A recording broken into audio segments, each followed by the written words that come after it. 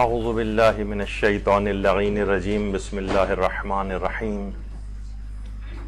الحمد للہ وکفا وسلام علی عبادہ الذین اصطفا. درود بھیجیے.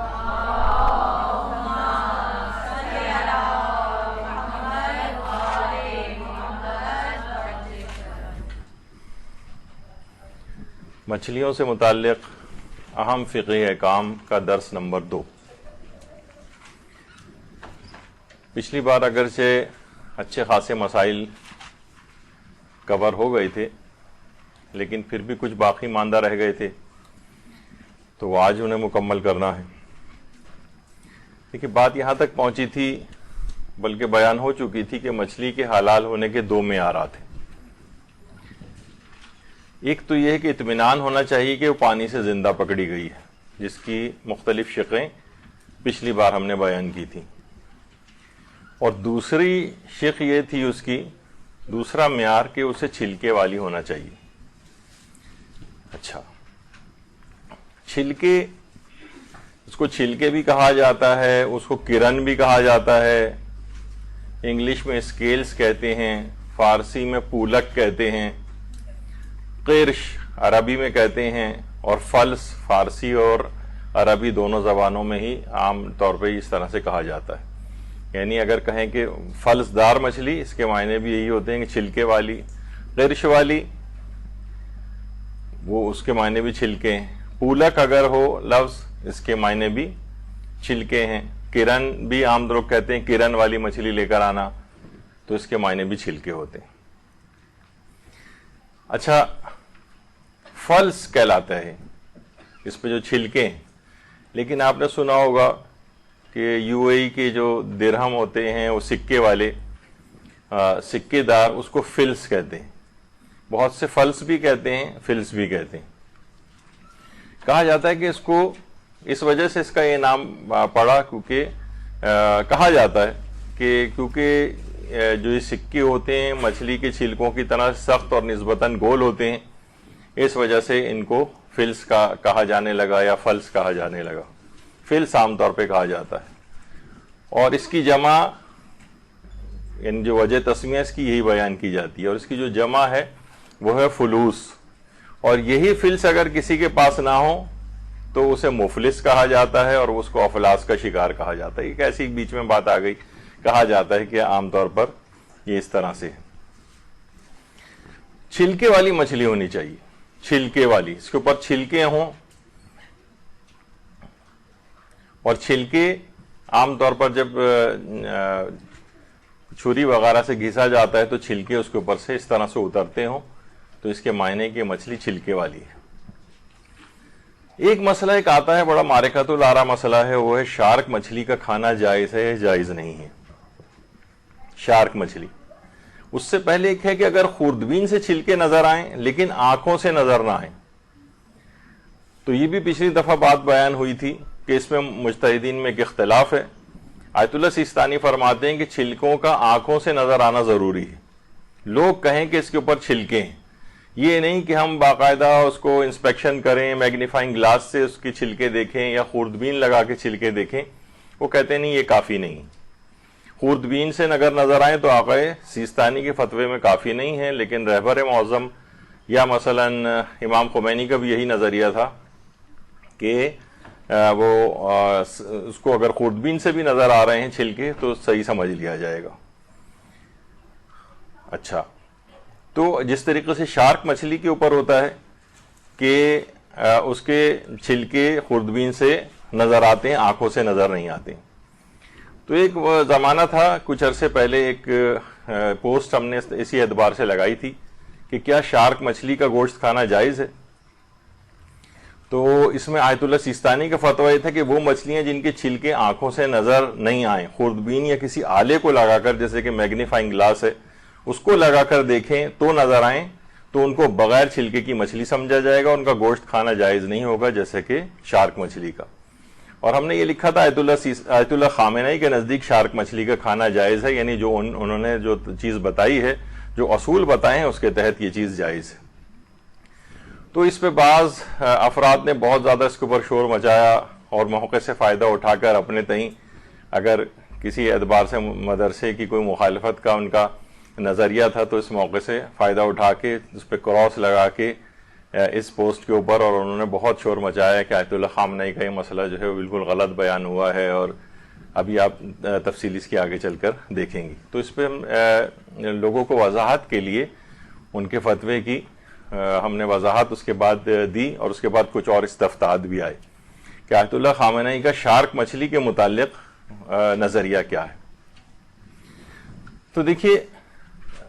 جیسے کہ ابھی بیان ہوا کہ فقہ جعفری میں مچھلی کے حلال ہونے کا ایک معیار یہ بھی معیار ہے کہ اس پر چھلکے ہوں،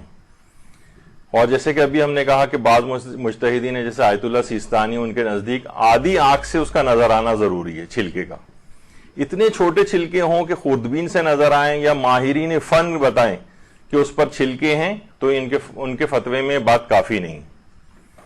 لیکن جیسے کہ آیت اللہ خامنئی فرماتے ہیں کہ مچھلی پر چھلکے ہوں، خواہ آدھی آنکھ سے نظر آئیں یا اتنے چھوٹے ہوں کہ خوردبین سے نظر آئیں، اور اہل فن و ماہرین کہیں کہ اس پر چھلکے موجود ہیں، تو یہ ان کے نزدیک اس کے مچھلی ہونے کے حلال ہونے کے لیے کافی ہیں۔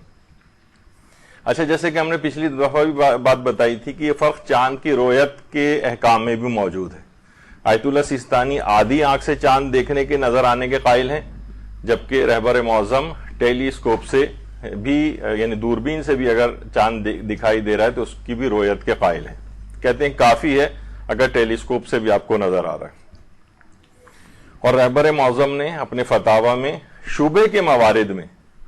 یعنی اگر یہ آپ کو پتہ نہ چلے کہ مچھلی پر چھلکے ہوتے ہیں یا نہیں ہوتے، شبہ ہے آپ کو، تو وہ فرماتے ہیں کہ متخصصین اور ماہرین فن کی رائے کو جو ہے وہ معتبر سمجھا جائے اور ان کی بات پر عمل کیا جائے۔ اچھا، تمام جو شارکس ہیں ان پر پلیکوائڈ اسکیلز ہوتے ہیں جو کہ آدھی آنکھ سے نظر نہیں آتی بلکہ مائکروسکوپ سے نظر آتے ہیں۔ یہ تھوڑا سا بس 5-7 منٹ کا ایک آپ کو تھوڑا سا خشک پارٹ ہے اس کا، یہ ذرا سن لیں اس کو تاکہ اس کے بعد پھر اگلے مسائل شروع ہوں گے۔ یعنی شارک پر پلیکوائڈ اسکیلز ہوتے ہیں جو کہ آدھی آنکھ سے نظر نہیں آتے بلکہ مائکروسکوپ سے نظر آتے ہیں، یا اس کی جلد پر ہاتھ پھیریں تو محسوس ہوتے ہیں۔ اور رہبر معظم کیونکہ مائکروسکوپ سے ماہرین کی تصدیق کو کافی سمجھتی ہیں اور ماہرین میں سلسلے میں کوئی دوسری رائے بھی نہیں ہے، لہٰذا شارک مچھلی ان کے فتوے میں بالکل جائز ہے کھانا، کیونکہ پلیکوائڈ اسکیلز اس کے اوپر ہوتے ہیں۔ آپ تمام سائٹس سرچ کر لیں، جتنی بھی ایجوکیشنل اور آبی حیات کی سائٹس ہیں، ہر اس پہ لکھا ہوا ہے کہ شارک پر پلیکوائڈ اسکیلز ہوتے ہیں، اور کوئی ایک بھی ماہر ایسا نہیں ہے جو ان مائکروسکوپک پلیکوائڈ اسکیلز کو نہ مانتا ہو شارک پر۔ البتہ اس کی شکل عام طور پر جو دیگر مچھلیوں کے اوپر جو چھلکے ہوتے ہیں اس سے تھوڑی سی الگ ہوتی ہے، لیکن مچھلیوں کے چھلکے تو الگ الگ ہوتے ہیں، ہر ایک کے ایک جیسے نہیں ہوتے ہیں، لہٰذا کوئی سی بھی قسم کے چھلکے ہوں تو وہ خوردبین سے اگر نظر آ رہے ہوں تو رہبر اس کے جواز کے قائل ہیں، اور ایران کا جو فشریز ڈپارٹمنٹ ہے اس کے سائنسدان بھی اس بات کی پوری تصدیق کر چکے ہیں، اور آیت اللہ خامنئی سے ایک استفتاء ان کی آفیشیل سائٹ پر بھی موجود ہے کہ اگر مچھلی کے اوپر مائکروسکوپک چھلکے ہوں اور متخصصین یعنی جو ایکسپرٹس ہیں وہ اگر بتا دیں کہ اس کے اوپر چھلکے ہیں اور وہ آدھی آنکھ سے نظر بھی نہیں آ رہے، مائکروسکوپ سے نظر آ رہے ہیں، تو سوال یہ پوچھا گیا رہبر سے کہ کیا آپ کے لیے اس کے مچھلی کے لیے حلال ہونے کے لیے بات کافی ہے؟ تو انہوں نے جواب دیا، در فرض سوال حکم با حلیت میشود، جیسے کہ آپ نے سوال میں پوچھا گیا ہے اس پر حلال ہونے کا حکم جاری ہوگا، یعنی متخصصین اگر کہہ دیں۔ اور اچھا، بہت سے لوگوں نے کہا کہ انہوں نے تو پچھلی والی آپ دیکھیں، اس کے اندر اس میں یہ ہے کہ سوال میں شارک کا ذکر نہیں تھا بلکہ ایک ہے کہ کسی پر اگر آدھی آنکھ سے نظر نہیں آ رہے ہیں اور صرف مائکروسکوپ سے نظر آ رہے ہیں تو ماہرین فن سے پوچھا جائے گا اور وہ اس پر حلال ہونے کا حکم لگے گا۔ تو لوگوں نے کہا اس میں شارک کا تو لفظ نہیں ہے، تو پھر ہم نے وہی والا سوال اور اس میں شارک کا اضافہ کر کے پوچھا جو نیچے ہے، تو اس میں بھی وہاں سے یہی جواب آیا کہ اس صورت میں بھی اس کو حلال سمجھا جائے گا اور اس کے حلال ہونے کے لیے کافی ہے، جس میں شارک کا لفظ بھی ہم نے ڈال دیا تھا۔ تو جتنی بھی آبی حیات کے جو ماہرین ہیں وہ کہتے ہیں شارک پر پلیکوائڈ اسکیلز ہوتے ہیں، اور جو باقاعدہ ایجوکیشنل سائٹس ہیں ان سب کے اوپر یہ بات لکھی ہوئی ہے کہ اس پہ ٹیتھ لائک اسٹرکچرز ہوتے ہیں جنہیں پلیکوائڈ اسکیلز کہتے ہیں، اور پوری اسی تفصیل ہے جس میں ابھی سائنسی لحاظ سے نہیں جانا ہے ہمیں۔ اور یہ اور سائٹس کا بھی ہم نے اس کے اندر حوالہ دیا تھا کہ کتنی ساری ایجوکیشنل جو سائٹس ہیں اس کے اوپر بھی یہ بات موجود ہے کہ شارک پر پلیکوائڈ اسکیلز ہوتے ہیں، یعنی ماہرین نے متفقہ طور پر، یعنی ایک بھی ماہر پوری دنیا میں ایسا نہیں ہے جو شارک پر ان پلیکوائڈ اسکیلز کو نہ مانتا ہو۔ تو لہٰذا آیت اللہ خامنئی کے فتوے میں یہ بات بالکل صحیح تھی، اور اس کے جو مائکروسکوپ سے جو اس کی وہ لیے گئی ہیں تصویریں، اس میں بھی وہ اسکیلز اس کے نظر آتے ہیں۔ اچھا، ایران کا جو فشریز ڈپارٹمنٹ ہے انہوں نے بھی رہبر سے اپنے استفتاء کو نقل کیا ہے کہ کس مچھلی کے اوپر چھلکے ہوتے ہیں اور کس پر نہیں ہوتے ہیں، اور اگر اس میں کبھی شبہ بھی ہو جائے تو ماہرین کی رائے اس میں قابل اعتماد ہوتی ہے۔ یعنی عام لوگ بھی کہتے ہیں کہ اس پہ چھلکے ہیں تو بھی رہبر کے فتوے میں کافی ہے، اور عام لوگوں کو اگر شک ہو جائے یا ان کو پتہ نہ چلے کہ اس پہ چھلکے ہیں یا نہیں تو ماہرین فن اگر کہہ دیں، ایکسپرٹس کہہ دیں، تب بھی ان کی بات کو لے لیا جائے گا اور یہ کافی سمجھا جائے گا اس کے حلال ہونے کے لیے۔ تو یہ سارے اس کے اندر موجود ہیں جو فشریز ڈپارٹمنٹ ہے ایران کا، اور ڈائریکٹر فشریز ڈپارٹمنٹ جو ہیں گیلان کے، ایران کے رئیس سازمان شیلات ایران ڈاکٹر سید امین اللہ تقوی، انہوں نے بھی ماہرین کی تحقیقات کا نتیجہ یہی بتایا کہ شارک مچھلی پر اسکیلز اور چھلکے ہوتے ہیں۔ انہوں نے بلکہ ان کا جملہ ہے یہ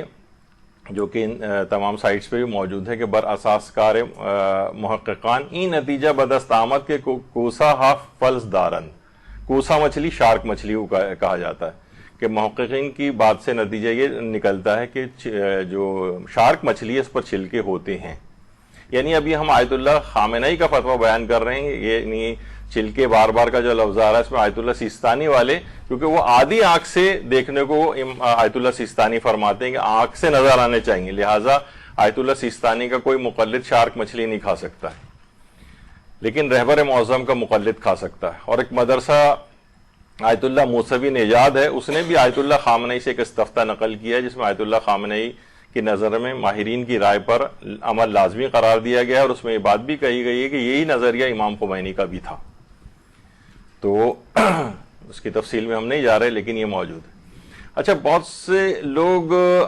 یعنی ہم یہ کہہ سکتے ہیں کہ یہ مچھلی کا، شارک مچھلی کا حلال ہونا آیت اللہ خامنئی کے فتوے کے مطابق ہے،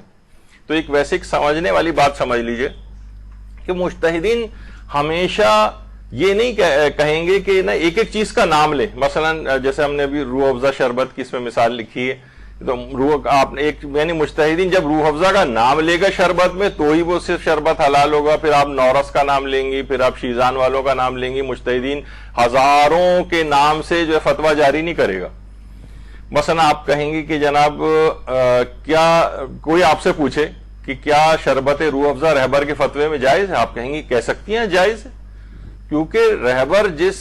جو ان کے اصول ہیں کہ اس میں کوئی نجس چیز نہیں ہونی چاہیے یا وہ نشہ آور نہیں ہونا چاہیے، یہ دونوں چیزیں آپ کو پتہ ہے کہ اس کے اندر نہیں پائی جاتی ہیں، نہ نشہ پایا جاتا ہے اور نہ یہ نجس ہے، لہٰذا جائز ہے، ان کے فتوے کے مطابق ہے یہ بات۔ اب لوگ اس پہ شور مچائیں گے نہیں، رہبر نے فتوے میں تو روح افزا کہیں جائز قرار نہیں دیا، دکھائیے کہاں لفظ روح افزا کے ساتھ آیا، نورس کے ساتھ کہاں آیا، تو اصول بیان کیا جاتا ہے اس میں، تاکہ مجتہدین اگر نام لے کے ہو جائے وہ تو یہ طریقہ کار نہیں ہوتا، ایک اصول بیان ہو جاتا ہے تاکہ آپ کے لیے سہولت اور آسانی ہو جائے۔ تو لوگ یہ کہتے ہیں کہ بھائی آپ خود سے کیسے ڈیسائیڈ کر لیا آپ نے، بھائی اس کے اندر کوئی دوسری رائے نہیں، شارک پر پلیکوائڈ اسکیل ہوتے ہیں، تمام ماہرین نے کہہ دیا، تمام جو اس قسم کی جو سائنس موجود ہے آبی حیات والی اس کے اندر موجود ہیں کہ پلیکوائڈ اسکیل ہوتے ہیں، تو ایک ایک مچھلی کا الگ الگ سے نام لینا، میں نے کہا تھا نا کہ لاکھوں مچھلیاں پائی جاتی ہیں، تو کیا رہبر ہر مچھلی کا الگ الگ نام لیں گے؟ انہوں نے ایک اصول بتا دیا کہ آنکھ سے نظر نہ آئے یا کسی کو شبہ ہو تو ماہرین فن جو بات کہیں تو تمام ماہرین فن ایک ہی بات کہہ رہے ہیں، تو لہٰذا یہ کہنا بالکل صحیح ہے کہ یہ شارک مچھلی آیت اللہ خامنئی کے فتوے میں حلال ہے۔ ابھی آگے چل کے فتاوے بھی آ رہے ہیں اس کے۔ اچھا، اسی طریقے سے ہم نے اس میں مثال لکھی تھی کہ رہبر کے نزدیک مثلا کوئی آپ سے پوچھے کہ لوڈو کھیلنا یا کیرم کھیلنا کیسا ہے، تو کوئی آپ سے بھی پوچھے تو آپ کہیں گے ہاں رہبر کے نزدیک لوڈو اور کیرم جائز ہے، کیونکہ رہبر جن اصولوں پہ کہتے ہیں، مثلا اس میں اگر کوئی شرط نہیں لگائی جا رہی ہے یا وہ بذات خود آلات قمار یا جوئے کے آلات میں شامل نہیں ہے. جیسے آپ کو پتا ہے لوڈو پہ کوئی جوا نہیں کھیلا جاتا ہے, کوئی دوسری رائے نہیں ہے. کیرم ہاں کوئی ویسے شرط لگا لے, وہ تو ایک عام طور پر بھی فٹ بال یا کوئی عام جو جائز کھیل ہے اس پہ بھی کوئی شرط لگائے تو حرام ہو جاتا ہے. لیکن یہ کوئی بھی بات اس میں نہیں پائی جاتی تو آپ بہت آسانی کے ساتھ یہ بات کہہ سکتے ہیں کہ جی ہاں رہبر کے فتوے میں کیرم بھی جائز ہے, لوڈو بھی جائز ہے, چاہے لفظ کیرم اور لوڈو ان کے اس میں فتوے میں ذکر بھی نہ ہوا ہو. تو بہرحال یہ اس انداز کا مسئلہ ہے. تو اگر مثلا ہم یہی کہیں کہ جناب دوسرے لوگ کہیں کہ بھئی آپ نے خود سے کیسے یہ نتیجہ نکال لیا اور تطبیق موضوع جو ہے وہ کیسے کر دیا, تشخیص موضوع کیسے کر دیا, تو ہم یہ کہیں گے کہ پھر جتنے بھی عید کے اعلانات علماء کرتے ہیں ان سب کو بھی آپ کو بند کر دینا چاہیے انہیں, کیونکہ یہ بھی مثلا کوئی رہبر جن کا جو فتویٰ ہے چاند کے سلسلے میں اس کے تحت اگر چاند ثابت ہو جاتا ہے تو یہ علماء بھی ان کے فتوے سے تحقیق کر کے لوگوں کو بتا سکتے ہیں کہ چاند ہو گیا. مثلا کوئی آپ سے پوچھے کہ رہبر کے فتوے میں چاند ہو گیا, آپ کہیں گے ہاں ہو گیا. اب وہ کوئی کہے کہ نہیں لکھا ہوا دکھائیے کہ کہاں ہوا ہے. بھائی انہوں نے جو اصول بتائے ہیں اس کے تحت ہو گیا ہے چاند. تو اسی طریقے سے مجتہدین کا دیکھیے کام یہ نہیں ہوتا کہ وہ مچھلیوں کو سب کو الگ الگ نام لے کے بتائیں. تو بعض دفعہ مجتہدین کی طرف سے لوگوں کی آسانی کے لیے ایک لسٹ بھی جاری کر دی جاتی ہے کہ بھئی ان مچھلیوں کے اوپر اسکیلز ہوتے ہیں, اور وہ آپ نے دیکھا ہے آیت اللہ سیستانی کی بھی ہے, لیکن وہ کتنی 40, 50, 100, 150 مچھلیوں کی ایک لسٹ ہے. لیکن مچھلیاں تو اتنی بڑی تعداد میں, یعنی ہزاروں لاکھوں کی تعداد میں الگ الگ اسپیشیز اور ان کے الگ الگ اقسام ہیں, ان سب کی لسٹ تو موجود نہیں ہے. لیکن آیت اللہ سیستانی نے پھر بھی وہ جاری کر دی, اگرچہ یہ ہر شخص کے اپنے تحقیق ہے کہ جائیں دیکھیں آپ کے مچھلی کے اوپر چھلکے ہیں یا مچھلی پر چھلکے نہیں ہیں. لیکن ماہرین نے خود سے تحقیق کر کے, بہت سے علماء بھی یہ کرتے ہیں کہ آپ ان کا نام لے کے پوچھیں, مثلا کسی عالم کے پاس جائیں اور آپ ان سے کہیں کہ یہ روہو مچھلی کیا جائز ہے یا جائز نہیں, وہ کہیں گے کہ نہیں آپ پر خود واجب ہے کہ جائیے آپ خود تحقیق کیجیے, یا مجتہد کا فتوے میں لفظ روہو کہیں لکھا ہوا دکھائیے کہ کہاں ہے. تو وہ جو اصول بیان کیے گئے چھلکے والی مچھلی وہ پانی سے زندہ حالت میں باہر نکالی جائے, یا رہبر کہتے ہیں کہ مائکروسکوپ سے بھی چھلکے نظر آ رہے ہوں اور تمام سائنس کے ماہرین اس بات کو بال اتفاق کہہ رہے ہوں کہ اس پہ چھلکے ہیں, تو آپ کو چاہے شارک کا نام نہ بھی لیں تب بھی یہ کہنا بالکل صحیح ہے کہ ان کے فتوے کے مطابق یہ جائز ہے شارک. تو اچھا, اب اس طرح سے تو یہ بات بالکل واضح ہو گئی ہے کہ رہبر معظم کا جو بھی اس سلسلے میں فتویٰ ہے وہ کتنے فتاوے اس کے بعد آ چکے ہیں, اور باقاعدہ ان سے لکھ کر الگ سے بھی یہ تمام سوالات کیے گئے ہیں کہ اگر چھلکے اس کے اوپر صحیح طور پر واضح طور پر اگر پتہ نہ چل رہے ہوں یا مثلا مشکوک ہو اگر اس کا معاملہ, تو اہل فن جو بھی بات کہہ دیں ان کی بات اس میں حجیت رکھتی ہے اور ان کو اس مچھلی کو چھلکے والی ماننے میں کوئی حرج نہیں. اچھا دیکھیے, تشخیص موضوع کس کی ذمہ داری ہوتی ہے؟ دیکھیے ابتدائی ذمہ داری تو ظاہر ہے ہر شخص کی مکلف کی خود کی ہے, یعنی وہ خود دیکھے, جا کے بازار میں چیک کر لو کہ کون سی مچھلی, جیسے ابھی ہم نے پچھلی دفعہ اس کا ذکر کیا تھا ٹونا مچھلی کا. اب ٹونا فش کو, اچھا دیکھیے ایک بات میں اور بیچ میں آ گئی تو کہہ دوں کہ اگر آپ ویب سائٹ والے جو افراد ہیں نا وہ صرف ویب سائٹ سرچ کے حوالے سے جو وہ اس میں ڈالیں گے ٹونا فش, تو اس میں لکھا ہوا آ جائے گا کہ ٹونا فش کے اوپر چھلکے ہوتے ہیں. لیکن مسئلہ ہے کہ آیت اللہ سیستانی جو ہے وہ فقط چھلکے ہونا کافی نہیں سمجھتے ہیں, وہ کہتے ہیں چھلکوں کا آنکھوں سے نظر آنا ضروری ہے. تو اس میں یہ بھی لکھا ہوا کہ بہت ہارڈلی کبھی اس کے اوپر یعنی چھلکے نظر آنا ممکن ہے. میگنیفائنگ گلاس سے ٹونا فش پہ یا تو چھلکے نظر آتے ہیں یا مائکروسکوپ سے. تو بہرحال یہ اب تشخیص موضوع کا مسئلہ خود اس کا ہے, یعنی وہ جا کر دیکھ لے, خود جا کر دیکھے کہ اس کو آنکھوں سے اگر نظر نہیں آ رہے ہیں, یعنی ہاتھ پھیرنے پر محسوس ہو رہے ہیں لیکن نظر نہیں آ رہے, مائکروسکوپ یا میگنیفائنگ گلاس سے ٹونا فش کو ہم دیکھ رہے ہیں, تو یہ عام طور پر صرف اور صرف یہ اس طرح یہ کافی نہیں ہے کہ مثلا ہم صرف ویب سائٹ پر جائیں اور جا کر دیکھیں اس پہ لکھا ہوگا اس پہ چھلکے ہیں. نہیں, سیستانی صاحب کہتے ہیں کہ چھلکوں کا آدھی آنکھ سے نظر آنا ضروری ہے. لوگ کہیں کہ یہ چھلکے والی ہے, یعنی اتنے اس کے اوپر آبویس چھلکے نظر آنے چاہیے. تو تشخیص موضوع جو ہے یہ اصلاً کسی بھی شخص کے اپنے اوپر ہوتا ہے, لیکن وہ کسی ماہر فن کی یا دیگر افراد جو قابل اعتبار ہوں جنہوں نے اس بات کی تحقیق کر رکھی ہو. مثلا کوئی آپ کے خاندان میں ہو جو مچھلیاں خریدنے عام طور پر جاتے ہیں اور لوگ کہتے ہیں ہاں بھائی یہ مچھلی کی ان کو بڑی پہچان ہے, آپ نے ان سے جا کر پوچھ لیا کہ آپ بتائیے کہ فلاں روہو کے اوپر چھلکے ہوتے ہیں, انہوں نے کہا ہوتے ہیں, کیا آپ کہیں گے جب پاپلیٹ جو مچھلی ہے پومفریٹ ہے اس کے اوپر کیا چھلکے ہوتے ہیں؟ انہوں نے کہا چھلکے ہوتے ہیں. ٹراؤٹ پر اور سیلمون اور اس طرح سے جو ہوتی ہیں پچھلی دفعہ جن کا ذکر ہو, تو آپ کے لیے بس کافی. ورنہ اگر یہ ہو کہ تشخیص موضوع نہیں, آپ ہی کی ذمہ دار, ہر شخص انڈیویجول الگ الگ جائے مارکیٹ میں, پورے گھر میں 10 افراد ہوں, 10 افراد الگ جا کر تحقیق کر کے آئے. نہیں, ایسا نہیں. وہ ان کی کوئی بھی ماہرین فن ہے, ان جو بات سمجھتے ہیں ان کی بات مانی جا سکتی. تو یہ ہر جگہ اب اس کے اوپر بھی آپ کو نظر آئے گا کہ پلیکوائڈ اسکیلز جو ہیں وہ کارٹیلیجنس فشز لائک شارکس وغیرہ ان سب کے اوپر یہ پلیکوائڈ اسکیلز ہوتے ہیں. یہ آپ کوئی بھی جا کر اس کو اچھی طریقے سے سرچ کر سکتا ہے. اور خود ایران کی جو اخبارات ہیں, ارنا اسلامک ریپبلک نیوز ایجنسی جو ہے, اس میں بھی اخبارات تک میں یہ بات آئی ہے کہ مصرف گوشت کوسا ماہی بلا مانع است. اور نیچے آیت اللہ خامنئی کے فتاوے وغیرہ کے حوالے سے بات کی گئی ہے کہ گوشت اس کا جو ہے جو شارک مچھلی ہے اس میں کوئی کھانے میں قباحت نہیں, کیونکہ رہبر معظم کے فتوے کے مطابق ہے یہ. اچھا, اب اس میں ایک سوال میں نے خود بھی دریافت چند روز پہلے اس سلسلے میں کیا کہ اگر قابل اعتماد ماہرین کی نظر میں کسی مچھلی پر خوردبینی چھلکے ہوں تو کیا رہبر معظم کے فتوے میں اس کو حلال سمجھا جائے گا؟ یعنی یہی سوال لکھ کر دریافت کیا گیا کہ اگر ماہرین فن کہہ رہے ہوں کہ کسی مچھلی کے اوپر چھلکے موجود ہیں تو کیا رہبر معظم کے فتوے میں اسے حلال سمجھا جائے گا؟ تو جواب اوپر لکھا ہوا ہے حلال سمجھا جائے گا. یعنی رہبر معظم کے فتوے میں اسے حلال سمجھا جائے گا. یعنی اتنی واضح طور پر بھی فتاوے اس کے جو ہے وہ موجود ہیں, اور کتنے الگ الگ جو ہے استفتاءات اس سلسلے میں منگوائے گئے. تقریباً ہر جگہ رہبر معظم نے یہی بات کہی ہے کہ جو ماہرین فن اگر کہہ دیں تو اس کے یا خوردبینی چھلکے ہونا ثابت ہو جائے تو اس کے کھانے میں کوئی حرج نہیں, اور ان کے فتوے میں یہ بالکل جائز ہے. یہ سارے استفتاءات ہیں جو اس سلسلے میں مستقل, اب اتنا وقت نہیں ہم ان کو اس طور پر پڑھیں. تو بہرحال اس میں یہی ہر جگہ لکھا ہوا ہے کہ اس کو حلال رہبر معظم کے فتوے میں اس کو حلال سمجھا جائے گا. اور جو یہ رہبر معظم کی اپنی آفیشیل سائٹ ہے leader.ir یا khamenei.ir, اس کے اوپر بھی یہ چیز موجود ہے کہ جس مچھلی کے اوپر بھی متخصصین کہہ دیں کہ چھلکا ہے تو اس کو چھلکے والی مچھلی سمجھا جائے گا. اور جو امام خمینی وغیرہ سے بھی جو پوچھا گیا تھا تو اس کے اندر بھی یہی بات آئی تھی. انہوں نے کہا تھا کہ چھلکے والا ہونا ثابت ہو جائے اور اس سے کوئی فرق نہیں پڑتا کہ آدھی آنکھ سے نظر آئے یا خوردبینی آنکھ سے نظر آئے. اگر معلوم چل جائے کہ چھلکے ہیں چاہے خوردبین سے نظر آئے تب بھی امام خمینی کے فتوے میں بھی اس لحاظ سے شارک مچھلی کا ہونا حلال ہونا جائز تھا. یہ سب رہبر معظم سے جو استفتاءات کیے گئے. تو بہرحال یہ اس طرح سے اس کے اوپر چھلکے ہوتے ہیں, اور رہبر معظم کے فتوے میں بھی شارک مچھلی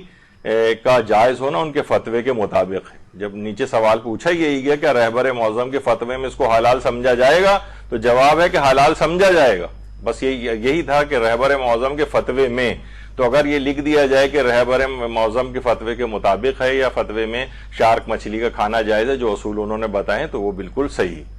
کیونکہ ہر مچھلی کا نام الگ الگ سے لینا بھی ضروری نہیں. اگر انہوں نے ان کے بتائے گئے اصول کے مطابق ہو تو یہ بالکل جائز ہے, جبکہ اس میں کوئی دو رائے بھی نہیں کہ اس پہ پلیکوائڈ اسکیلز ہوتے ہیں. تو چھلکے والی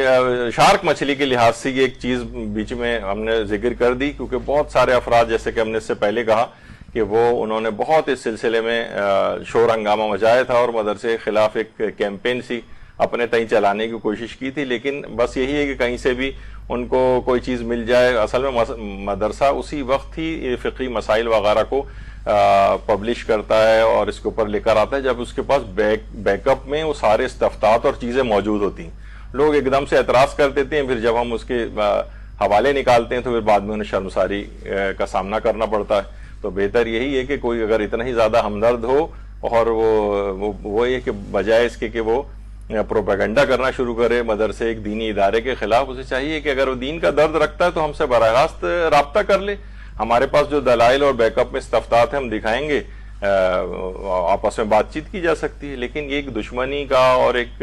حسد کا یا کوئی اور اس طرح کی کسی جذبات کا کوئی کر کے مدرسے کے خلاف ایک کیمپین چلائے تو یہ ایک بہت ہی شرمناک بات ہے. اچھا, اس کے بعد آپ آ جائیے ویل مچھلی. ویل مچھلی کے حلال ہے یا حرام؟ تو ویل مچھلی کیونکہ بغیر چھلکے کی مچھلی ہے، لہٰذا ویل مچھلی کا کھانا جائز نہیں۔ البتہ ہمارے برادران اہل سنت ہیں، ان کے فتوے میں ان کے جو علماء ہیں اور بہت سی احادیث بھی ان کے پاس ہیں اس انداز سے کہ ایک بہت بڑی مچھلی اس انداز سے آ گئی تھی، اتنی کہ اونٹ کے برابر، وہ پوری ایک امبر مچھلی کی، جسے تو وہ کہتے ہیں اتنی بڑی مچھلی تو سوائے ویل کے کوئی ہو نہیں سکتی۔ تو صحابہ کرام نے پتہ نہیں کتنے دن تک اس کا گوشت کھایا تھا جب کسی ایسی جگہ پھنس گئے تھے جا کر۔ تو بہرحال ہمارے البتہ کہ جو فقہ اہل بیت ہے اس میں جو ائمہ اہل بیت علیہم السلام ہیں، انہوں نے جو مچھلی کی حلال ہونے کی جو چیز نشانیاں بتائیں اس میں چھلکے والی ہونا ضروری ہے، کیونکہ ویل مچھلی بغیر چھلکے کی ہے تو لہٰذا یہ جائز نہیں ہے۔ اچھا، مشکوک الفلس مچھلیوں کو کیا حکم ہے؟ یعنی اگر آپ کو پتہ نہ چلے، مشکوک ہو، کچھ لوگ کہہ رہے ہو کہ بھئی اس پہ چھلکے ہوتے ہیں، کچھ کہتے ہیں کہ چھلکے نہیں ہوتے، تو اگر مشکوک والا معاملہ ہے تو یا تو احتیاط کریں، آپ نہ کھائیں اس کو، یہ ضروری ہے، یا پھر یہ کہ آپ ماہرین سے پوچھ لیں۔ ماہرین سے مراد یہ نہیں کہ کوئی پی ایچ ڈی کیا ہوا ہو فشریز وغیرہ میں، نہیں، یہ ضروری نہیں ہے، بلکہ ماہرین فن سے مراد کوئی گھر میں رہنے والے بہت سے افراد بھی ہو سکتے ہیں، یا مثلا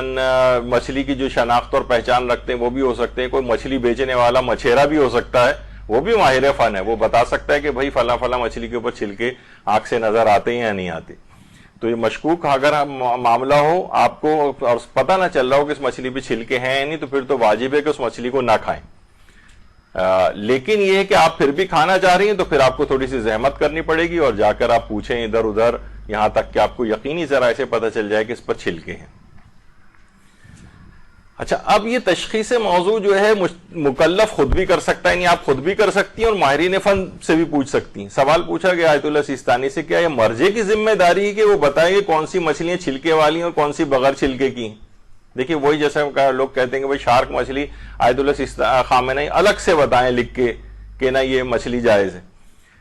یا اس بات کی تحقیق مقلد کی خود کی ذمہ داری ہے؟ تو آیت اللہ سیستانی نے بھی اس کا یہ جواب لکھا ہے کہ مچھلی کے ماہرین سے دریافت کیا جائے، اور آیت اللہ خامنہئی کے فتاوی تو ہم نے اس سے پہلے اس سے کتنے کوٹ کیے ہیں آپ کے سامنے، کہ جس میں وہ کہتے ہیں کہ اہل فن سے یا متخصص سے دریافت کر لیا جائے۔ اس کی بات بھی کافی حد تک کہ مائکروسکوپ سے بھی کیوں نہ پتہ چل جائے۔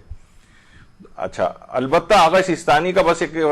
فرق کیا ہے، وہ یہ کہتے ہیں آدھی آنکھ سے نظر آنے چاہیے، ٹیلیسکوپ یا میگنیفائنگ گلاس سے نہیں۔ یعنی اگر وہ کہتے ہیں کہ اہل خبرہ، یعنی جو اس میں آگاہی رکھتے ہیں اس مسئلے میں، کہ وہ یہ کہتے ہیں کہ اس پر چھلکے ہیں، تو پھر اس کو کھانے میں کوئی حرج نہیں۔ اچھا، اب دیکھیے جو بغیر چھلکے کی مچھلیاں کیوں حرام ہیں، یہ پچھلی دفعہ بھی اس کا ذکر آیا تھا کہ ممسوخات ان کو کہا جاتا ہے، کہ بعض روایات کے مطابق بہت سارے جانور ایسے ہیں، تقریباً 18 کے قریب جانوروں کی ایک لسٹ ہے کہ جو کہ پرانی کچھ ایسی قومیں تھیں کہ جو اچھا یہ نہیں کہ اس سے پہلے وہ جانور پائے نہیں جاتے تھے۔ بہت سے لوگ کہتے ہیں کہ یہ اس کے بعد وہ ریچھ میں تبدیل ہو گئے، بندر میں تبدیل ہو گئے، ہاتھی میں تبدیل ہو گئے، یا اس طرح سے نہیں، وہ چیزیں پہلے سے بھی پائی جاتی تھیں، لیکن جب انہوں نے وہ خاص گناہ کیا تو اللہ نے ان پر عذاب نازل کیا اور ان کو مسخ کر کے جانوروں کی شکل میں کر دیا۔ ان کو ممسوخات کہا جاتا ہے۔ ہم نے 18 نہیں بلکہ 13 جانوروں کی ایک فہرست ہے جو کہ مسخ شدہ جانور کہلاتے ہیں۔ اچھا، ایک روحانی مسخ بھی ہوتا ہے، روحانی مسخ۔ قرآن نے بہت سارے افراد کو یہ بات کہی کہ ایسے افراد ایسے ہیں جیسے جانور، بل ہم اضل، بلکہ جانوروں سے بھی بدتر۔ یہ بھی یعنی یہ نہیں کہ یہ ہیں انسانی شکل میں، لیکن کی روح مسخ ہو گئی۔ اچھا، تجسم اعمال کا ایک نظریہ ہے ہمارے ہاں کہ قیامت میں اعمال مجسم ہو جائیں گے، اور بہت سارے افراد قیامت کے میدان میں مختلف جانوروں کی شکلوں میں اٹھائے جائیں گے۔ جیسے کہا جاتا ہے متکبر افراد ہیں وہ چیونٹیوں کی شکل میں اٹھائے جائیں گے، اور جو اور اس قسم کے گناہ کرنے والے افراد ہیں وہ اسی انداز سے اٹھائے جائیں گے۔ تو یہ بھی ایک روحانی مسخ کی ایک شکل بنتی ہے، لیکن اس دنیا ہی کے اندر بھی انسان روحانی طور پر مسخ ہو سکتا ہے۔ ایک ہوتا ہے جسمانی اعتبار سے مسخ ہونا، اور ایک ہوتا ہے روحانی اعتبار۔ البتہ وہ ہم نے پچھلی دفعہ یہ بات کہی تھی کہ وہ جو مسخ شدہ جانور تھے وہ زیادہ عرصے زندہ، 3 دن کے اندر سارے مسخ شدہ جانور ختم ہو گئے تھے، پھر بعد میں اللہ نے ان کی شکل پر ہی مزید جانوروں کو جو ہے وہ خلق کیا تھا. البتہ وہ جن پر عذاب نازل ہوا تھا وہ 3 دن کے اندر اندر مر گئے تھے، یعنی وہ قومیں. اچھا، اب آ جائیے مچھلی اور مرغی کی حرام اور نجس فیڈ کا مسئلہ. یہ پچھلی دفعہ بھی بیان ہوا تھا، تو بہت سے افراد کو ایک دم سے اس کے اوپر سننے کے بعد تعجب ہوا کہ مثلا مچھلی اگر وہ اس کو کھلایا جا رہا ہے سور اس کی فیڈ میں ڈال کر، یا کوئی نجاست کھلائی جا رہی ہے، مرغی کو کھلائی جا رہی ہے، تو یہ تو نہیں ہونا چاہیے اس کو حلال. تو میں نے کہا کہ چلیں اس میں آپ کو فتاوی بھی دکھا دیے جائیں. تو آیت اللہ سیستانی سے بھی یہ سوال پوچھا گیا تھا کہ is it permissible to eat fish which is raised on pig meat as a feed, یعنی کیا جائز ہے ایسی مچھلی کا کھانا کہ جس کی پرورش ہی سور کے گوشت پر ہوئی ہو، فیڈ کے طور پر سے وہی دیا جاتا ہو. تو آیت اللہ سیستانی نے کی طرف سے جواب یہی آیا کہ اگر فرض داشتہ باشد حلال است، یعنی بس اگر وہ ہے کہ اگر وہ چھلکے والی مچھلی ہے تو فیڈ اس کو خواہ کوئی سی بھی کیوں نہ دی گئی ہو، نہ جس چیز کی بھی فیڈ دی گئی ہو، تب بھی اس مچھلی کا کھانا اصلاً آپ کے لیے جائز ہے. کیونکہ حلال ہونے کی بس صرف وہی 2 شرطیں ہیں کہ مچھلی چھلکے والی اور پانی سے زندہ حالت میں نکالی جائے، بس. پھر وہ فیڈ کوئی بھی کھاتی رہے، اس سے آپ کا کوئی لینا دینا نہیں. اچھا، پھر ایک مسئلہ یہ بھی بیان ہوا تھا، یہ بھی لوگ سن کر متعجب ہوئے کہ کہیں واقعی یہ ہے لکھا ہوا بھی ملے گا کسی جگہ، کیا زندہ مچھلی کو کھا سکتے ہیں، زندہ مچھلی کو نہیں کھا سکتے ہیں. تو یہ پچھلی دفعہ اگرچہ یہ بات بیان ہوئی تھی، لیکن رہبر معظم کی جو اپنی آفیشیل سائٹ ہے اس پہ بھی یہ بات آئی کہ آیا خوردن ماہی کوچک بصورت زندہ حلال است، یعنی چھوٹی چھوٹی جو مچھلیاں اگر وہ زندہ حالت میں اگر کوئی شخص کھا لے تو کیا جائز ہے؟ تو انہوں نے فرمایا کہ خوردن نوع حلال اشکال نہ دارت، یعنی حلال اگر مچھلی یعنی چھلکے والی ہے تو اس کے کھانے میں کوئی حرج نہیں، کوئی اشکال نہیں. یعنی خود یہ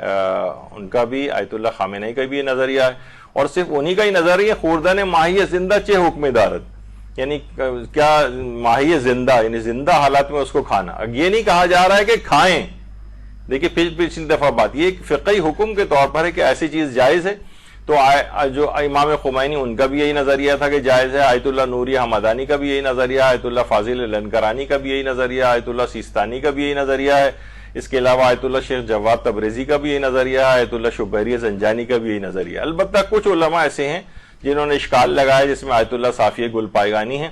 اور آیت اللہ بہجت بھی تھے، اور آیت اللہ مکارم شیرازی بھی کبھی ان کا فتوے میں یہ بات آئی کہ بہتر ہے، یعنی اشکال ہے کہ اس کو زندہ حالت میں کھانا، لیکن آیت اللہ سیستانی نے بھی اس کو جائز قرار دیا. اور ابھی اس میں الگ سے بھی آیت اللہ سیستانی کے استفتاء سیکشن کے جو سربراہ ہیں ان کو بھی ایک واٹس ایپ ہم نے کیا تھا کہ ان سے پوچھنے کے لیے کہ آیت اللہ سیستانی کا نظریہ چھوٹی چھوٹی یہ جو مچھلیاں ہیں ان کو زندہ حالت میں کھانے کا کیا یہ حلال ہے؟ تو انہوں نے کہا جی ہاں حلال ہے کھانا. ان کی طرف سے الگ سے بھی یہ جواب آیا. اور اسی طریقے سے آیت اللہ مکارم شیرازی نے بھی اپنے ایک فتوے میں یہ والا سوال ان سے پوچھا گیا، سوال نمبر 989 جو ہے، جو ان کی استفتاء جدید ہیں، اس کے اندر کہ افغانستان کے علاقے میں لوگ مچھلیوں کا شکار کرنے کے بعد ان کا سر الگ کر دیتے ہیں اور ان کے جسم کو کھا لیتے ہیں. یعنی کچھ عرصے پہلے وہ لوگ کہتے ہیں کہ ہم متوجہ ہوئے ان کے سر جسم سے جدا ہونے کے بعد بھی وہ مچھلی زندہ رہی اور ان مچھلیوں کا منہ کبھی کھلتا اور بند ہوتا تھا. کیا اس طرح کی مچھلیوں کو کھانا جائز ہے حالانکہ اس کا سر ابھی زندہ ہے؟ تو ان کا جواب یہ کہ کوئی اشکال نہیں. تو بہرحال یہ کیونکہ مجتہد اس بات کا پابند ہوتا ہے کہ حکم شریعت کے تحت دلیل اس کے پاس کوئی موجود ہو کہ چیز حرام قرار دی ہے اللہ نے، اور اگر حرام قرار دینے کی کوئی دلیل نہ ہو تو وہ چاہے بظاہر آپ کو عجیب سی کیوں نہ لگ رہی ہو، بہرحال وہ کہتا ہے کہ یہ چیز جائز ہے، یعنی اس کے حرام ہونے کی کوئی ہمارے پاس دلیل نہیں ہے. لیکن ظاہر ہے کہ آپ ویسے ہی احتیاط کرنا چاہیں اور آپ کو حفظان صحت کے مطابق نہ لگے تو ظاہر ہے کہ پھر آپ اپنے اس کے مطابق عمل کریں، لیکن اصلاً فقہی حکم یہ نہیں. میں نے اس وجہ سے یہ مختلف فتاوے دکھائے کہ لوگ ذرا حیران پریشان تھے کہ اس طرح کا فتویٰ کس طرح سے ممکن ہے. اچھا، اب آ جائیے حرام مچھلیوں کے پیشاب اور پخانے کا فقہی حکم کیا ہے. کیونکہ دیکھیے مچھلیوں کے سبھی احکام بیان کر رہے ہیں تو ایک دفعہ آپ نے تھوڑا ٹائم لگا کے اگر سن لیں، بہت سے لوگوں کو یہ ہو جاتا ہے کہ یہ گویا ایک لحاظ، یہ سب فقہی احکام ہیں، کتابوں کے اندر موجود ہیں، احادیث سے استنباط شدہ ہیں کہ جو حرام مچھلیاں ہیں. اچھا دیکھیے، حلال جتنے بھی جانور ہیں ان سب کا پیشاب و پخانہ نجس نہیں ہوتا، پاک ہوتا ہے. لیکن جو حرام مچھلیاں ہیں تو حرام مچھلیاں کیونکہ خون جہندہ نہیں رکھتی، یعنی ان کو اگر ذبح کیا جائے تو ان کا خون اچھل کر نہیں نکلتا ہے، تو اس لحاظ سے ان کا جو خون غیر جہندہ والے جو حیوان ہوتے ہیں، جو وہ حرام گوشتی کیوں نہ ہو، تو ان کا پیشاب و پخانہ نجس نہیں۔ مثلا کوئی مکھی یا مچھر آ کے کپڑوں کے اوپر بیٹھ جائے اور ایک ڈاٹ سا ایک نشان آپ کو ہو کہ اچھا یہ تو اس کا فضلہ ہے مثلا مکھی کا، اس کو اگر وہ کپڑوں پہ لگا بھی ہے تو آپ اس کے ساتھ نماز پڑھ سکتی ہیں، کیونکہ ویسے کوئی اس کے اندر کیونکہ حرام گوشت جانور تو ہے وہ، اسی طریقے سے یہ مچھلیاں جو کہ بغیر چھلکے کی ہیں حرام گوشت تو ہیں، لیکن یہ کیونکہ خون غیر جہندہ نہیں رکھتی ہیں، اس وجہ سے ان کا پیشاب و پخانہ اگر کپڑوں کے اوپر کہیں لگ جائے، یا مثلا ایکویریم وغیرہ ہے اس کے اندر آپ نے اسی کے اندر وہ ہو رہا ہے، آپ نے کوئی صفائی وغیرہ کر رہی ہیں اور وہ آپ کے جسم میں کپڑوں کے اوپر وہ پانی لگ گیا، تو وہ پانی بھی پاک ہوتا ہے اور وہ آپ کے کپڑا وغیرہ بھی وہ بھی نجس نہیں ہوگا۔ تو اس لحاظ سے یہ ایک مسئلہ ہوا۔ اچھا، مچھلیوں کے مردار کی نجاست کا فقہ حکم کیا ہے؟ یعنی مچھلی اگر پانی میں ہی مر گئی اور مری ہوئی مچھلی ہے، وہ کھانا تو جائز نہیں ہے مری مچھلی کا، تو مچھلیوں کے جو مردار کی جو نجاست ہے، کیونکہ مچھلیاں جو ہیں یہ وہی ہے کہ خون غیر جہندہ رکھتی ہیں، یعنی اگر ذبح کریں تو ان کا خون اچھل کر نہیں نکلتا ہے، تو بہرحال مچھلیوں کا جو مردار ہے وہ نجس نہیں ہوتا ہے، یعنی مری ہوئی مچھلی کہیں پڑی ہے اس پہ آپ ہاتھ لگا لیں آپ کا ہاتھ نجس نہیں ہوگا۔ اور اس کا ایک بہت زیادہ فائدہ بھی آگے چل کر آئے گا کہ جب وہ حرام مچھلی جس کے اندر تلی جاتی ہے اس تیل والا ایک مسئلہ آئے گا، تو اس میں بھی یہی والا مسئلہ آتا ہے کہ مچھلیوں کا جو مردار ہے وہ اصلا نجس نہیں۔ اچھا، شکار کی ہوئی مچھلی کے پیٹ سے اگر کوئی مردہ مچھلی نکل آئے، یعنی وہ جو مچھلی ہے وہ تو ہم نے زندہ پکڑی ہے لیکن اس کے پیٹ میں سے مثلا کوئی مردہ مچھلی نکل آئے، تو مردہ مچھلی کا کھانا وہ تو آپ نے سن لیا کہ یہ جائز نہیں، چاہے وہ شکار کی ہوئی جو مچھلی تھی اس کے پیٹ سے جو نکلی ہے وہ مردہ مچھلی نکلی ہے، لیکن وہ اصلاً زندہ تھی جس کا آپ نے شکار کیا تھا، تو زندہ مچھلی جو باہر پانی سے آئی ہے باہر آ کر مری ہے اس کا تو کھانا جائز ہے، لیکن اس مردہ مچھلی کا کھانا جائز نہیں ہے جو کہ اس کے پیٹ سے نکلی ہے۔ اچھا، اسی طرح سے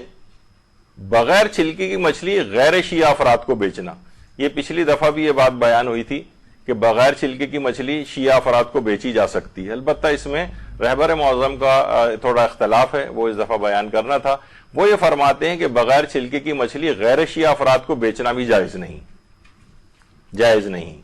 ان کے فتوے میں۔ تو بغیر چھلکے کی مچھلی آغا سیستانی کہتے ہیں کہ غیر شیعہ افراد کو بیچ سکتے ہیں، اور شیعہ حضرات ہیں تو وہ ان کو بھی اس لحاظ سے بیچی جا سکتی ہے اگر وہ کھانے کے لیے نہ لے جا رہا ہو، کسی اور چیز کے لیے لے جا رہا ہو، مثلا کسی کوئی جانور پالے ہوئے ان کی فیڈ کے لیے لے جا رہا ہے یا کوئی اور چیز کے لیے لے جا رہا ہے تو ان کو بیچا جا سکتا ہے۔ لیکن جو آیت اللہ خامنہ ہی ہیں وہ فرماتے ہیں کہ نہیں، غیر شیعہ افراد کو بھی بغیر چھلکے کی مچھلی بیچنا جائز نہیں۔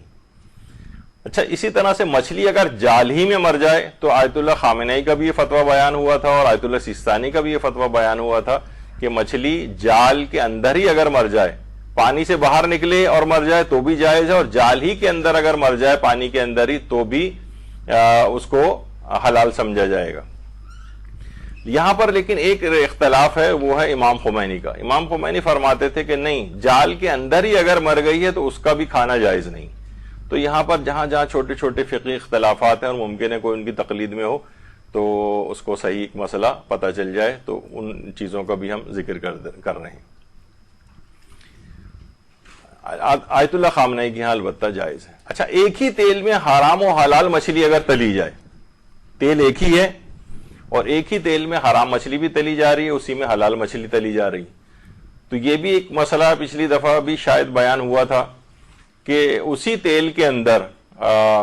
جس میں حرام مچھلی تلی گئی اسی میں اگر حلال مچھلی تلی جا رہی تو کیا جائز ہے اس کا کھانا؟ تو جواب یہ ہے کہ جائز ہے۔ جائز کیوں ہے؟ اس وجہ سے کہ جو حرام مچھلی ہے وہ نجس نہیں ہے، یعنی اسی تیل میں اگر کوئی حرام مرغی تلی جاتی یا حرام بکرے کا گوشت، جھٹکے کا گوشت کے ٹکڑے اگر تلے گئے ہوتے تو وہ نجس بھی ہوتے، یعنی جس کو صحیح طرح سے ذبح نہیں کیا گیا ہے یا کسی کافر نے ذبح کیا ہے، آپ گوشت دے کر آئیں اس میں تلا، اب یہ تیل نجس ہو جائے گا۔ لیکن کیونکہ مچھلی جو ہے وہ اس کا مردار نجس نہیں ہے، جبکہ مرغی کا یا بکرے کا مردار نجس ہو جائے گا اگر صحیح طریقے سے ذبح نہیں ہوا. اس کا گوشت اگر جس میں بھی کھانے میں پکے گا ساتھ میں وہ سب پورا کھانا نجس ہو جائے گا. لیکن مچھلی کا معاملہ, مچھلی کا مردار نجس نہیں, اس لحاظ سے اگر وہ مچھلی اس کے اندر تلی بھی گئی ہے تو اسی کے اندر حلال مچھلی بعد میں تلی جا سکتی اور اس سے آپ کھا سکتے ہیں. اور یہ عام طور پر ہوتا بھی ہے. یعنی جیسے ہم نے پچھلی دفعہ بھی بتایا تھا کہ شارک مچھلی یہاں پر بہت آ رہی ہے, اور فنگر فش کے طور پر اس کو, یا جو وہ بام مچھلی جو ہے اس کے, وہ سب حرام مچھلی ہیں اور وہ سب تلی جا رہی ہوتی ہیں فنگر فش کے نام پر, اور لوگ مزے لے کے اس کو کھا رہے ہوتے ہیں. تو بہرحال جائز ہے یہ چیز, اور وہ اس طرح سے آپ کے سامنے آتی ہے, پتہ چلا کہ یہ حرام اسی تیل کے اندر یہ تلی گئی ہے کہ جس میں حرام مچھلی تلی گئی تھی. البتہ اس میں ایک چیز اور ہے, اگر وہ اس انداز سے مچھلی تلی گئی ہے کہ اس حرام مچھلی اتنی زیادہ تلی گئی کہ اس حرام مچھلی کا جو وہ ہے چربی وہ پوری گھل مل کے اسی تیل کے اندر آ جائے, اور پھر اسی کے اندر حلال مچھلی تلی جا رہی ہو, تو اب وہ حرام مچھلی کے وہ جو فیٹ ہے وہ آپ کنزیوم کر رہے ہوں اور وہ بھی اس کے ساتھ کھا رہے ہوں, تو پھر وہ جائز نہیں ہوگا. تو اس لحاظ سے اگر اس قدر تلا جا رہا ہے اس کے اندر کہ اس حرام مچھلی کے جسم کے وہ اجزاء, اس کی وہ چکنائی اور فیٹ جو ہے وہ اسی تیل کے اندر پوری آ جائے, تو پھر اس کو مخلوط ہونے کی وجہ سے پھر آپ وہ بھی کنزیوم کر لیں گے اس کو بھی ساتھ ہی, اگر اس میں حلال مچھلی تلی جائے گی, تو اس لحاظ سے پھر اس کا کھانا مشکل ہو جائے گا اور جائز نہیں رہے گا. اچھا, البتہ یہ ضرور ہے, جیسے آیت اللہ حافظ بشیر نجفی سے بھی سوال پوچھا گیا کہ اگر کسی ہوٹل میں حرام اور حلال گوشت ایک ہی تیل میں, خوردنی تیل میں تلا یا پکایا ہوا ہو, تو کیا اس تیل میں تلا ہوا حلال گوشت کھانا جائز ہے, جبکہ ہمارے نزدیک کچھ مچھلیاں حرام ہیں اور اہل سنت کے ہاں وہ سب مچھلیاں جائز ہیں؟ تو آیت اللہ حافظ بشیر نجفی ان کی آفیشیل ویب سائٹ پہ یہ سوال و جواب موجود ہے. انہوں نے جواب دیا کہ چھلکے والی مچھلی کھانا جائز ہے. اگر کسی تیل میں چھلکے والی اور بغیر چھلکے والی دونوں مچھلیوں کو تلا جاتا ہے تو آپ صرف چھلکے والی مچھلی کھا سکتے ہیں. لیکن اگر تیل میں کوئی نجس گوشت کو مچھلی کے ساتھ تلا جائے تو اس وقت آپ کے لیے چھلکے والی مچھلی کھانا بھی جائز نہیں ہوگا, کیونکہ وہ تیل نجس ہو جائے گا. حرام گوشت کوئی اور یعنی مچھلی کے علاوہ کوئی اگر اس انداز سے ہو تو اس کا کھانا جائز نہیں رہے گا. تو اصلاً جو ہے وہ کیونکہ مچھلی کا مردار نجس نہیں, لیکن اس کے جسم کے اگر اجزاء وہ اگر اس کے اندر فیٹ پوری اس کے اندر آ جائے پگھل کے میلٹ ہو کے, اور پھر آپ کی وہ مچھلی تلی گئی اور اسی میں وہ اجزاء بھی اس کے مل جائیں اور پھر آپ اس کو کھائیں, تو پھر اس صورت میں جائز نہیں ہوگا. لیکن اگر آپ کو اس بات کا اطمینان ہے کہ مچھلی کے وہ اجزاء وہ ساری فیٹ اس تیل کے اندر آ گئی ہے, تو پھر آپ کے نزدیک جائز نہیں ہوگا. اور اگر آپ کو کچھ پتہ نہیں کہ آئے تھے یا نہیں آئے تھے, بس اس میں ڈال کے اس نے نکال لی تھی, اب آپ کو یہ پتہ نہیں کہ کتنی دیر پکنے کے بعد اس کی فیٹ جو ہے میلٹ ہو کے تیل میں آتی ہے, اس حالت شک میں کھا سکتے ہیں اس کو. اچھا, کیا مری ہوئی مچھلی کسی دوسرے کو دی جا سکتی ہے؟ مری ہوئی مچھلی آ گئی, آپ نے کہا چلو یہ پڑوس والے کے گھر بھجوا دیتے ہیں. ایک ہوا تھا کہ واقعہ کوئی صاحب بتا رہے تھے کہ کسی جگہ شکار کے لیے جاتے تھے, واپسی پہ اکثر پولیس والوں کی چوکی آتی تھی, وہاں روک لیا جاتا تھا ان کو, تو وہ جتنی بھی مری ہوئی مچھلیاں سب جمع کر کے اپنے ساتھ رکھتے تھے. پولیس والے روکتے تھے تو ان کو مری ہوئی مچھلیاں پکڑا دیتے. لوگ کہتے تھے یہ کیا کیا آپ نے, مری ہوئی مچھلی تو جائز ہی نہیں ہے. تو انہوں نے کہا کہ تو رشوت لینی کون سی جائز ہے؟ حرام اگر وہ ایک رشوت طلب کر رہے ہیں تو ہم اسی میں ان کو یہ والی چیز بھی اگر پکڑا دیں تو ویسے ہی حرام کھا رہے ہیں, تو اگر حرام مری ہوئی مچھلی کھا لیں گے تو کیا فرق پڑے گا. بہرحال یہ کہ اس انداز سے مری ہوئی مچھلی کسی کو دینا بھی جائز نہیں ہے کھانے کے لیے, یہ صحیح نہیں. اچھا, لیکن البتہ اگر ایسا ہے کہ کوئی مچھلی مر جائے اس طرح سے تو ٹھیک ہے, کہ اس کی ویسے تو خرید و فروخت بھی جائز نہیں ہوگی کہ آپ مری ہوئی مچھلی کسی کو بیچ رہے ہوں, لیکن کوئی اور حلال منفعت اگر اس کی ہے کھانے کے علاوہ کوئی اور, مثلا کوئی اس سے کوئی چیز بنائے گا, فیڈ کے طور پہ لے جانا چاہے گا, تو اس لحاظ سے کوئی اس میں پھر حرج نہیں ہوتا ہے, لیکن کھانے کے لیے نہیں دی جا سکتی کسی کو. اچھا, اسی طرح سے کافروں اور غیر شیعوں کو بغیر چھلکے کی مچھلی فروخت کرنا, وہ بھی اس سے پہلے آ گیا کہ آیت اللہ سیستانی جو ہیں اس کو جائز قرار دیتے ہیں, لیکن رہبر معظم اس کو منع کرتے ہیں اور کہتے ہیں کہ بغیر چھلکے کی مچھلی ایسے افراد کو بھی نہیں بیچی جا سکتی کہ جن کی اپنی فقہ میں اس کا کھانا جائز ہو. وہ کہتے ہیں نہیں, آپ کو اپنی فقہ کے مطابق دیکھا جائے گا کہ آپ کے نزدیک اگر جائز نہیں ہے ظاہر بغیر چھلکے کی مچھلی کھانا, تو اس کو بیچ بھی نہیں سکتے. اسی طرح سے غیر مسلم سے مچھلی خریدتے وقت اس کا گیلا ہاتھ اگر مچھلی پہ لگاؤ، بہت سے مچھیرے ہیں مثلا ہندو ہیں وہ نہیں، پہلے تو ہم یہ بتا دیں ہو سکتا ہے کوئی عیسائی ہو، کوئی بدھ مت کا ماننے والا ہو،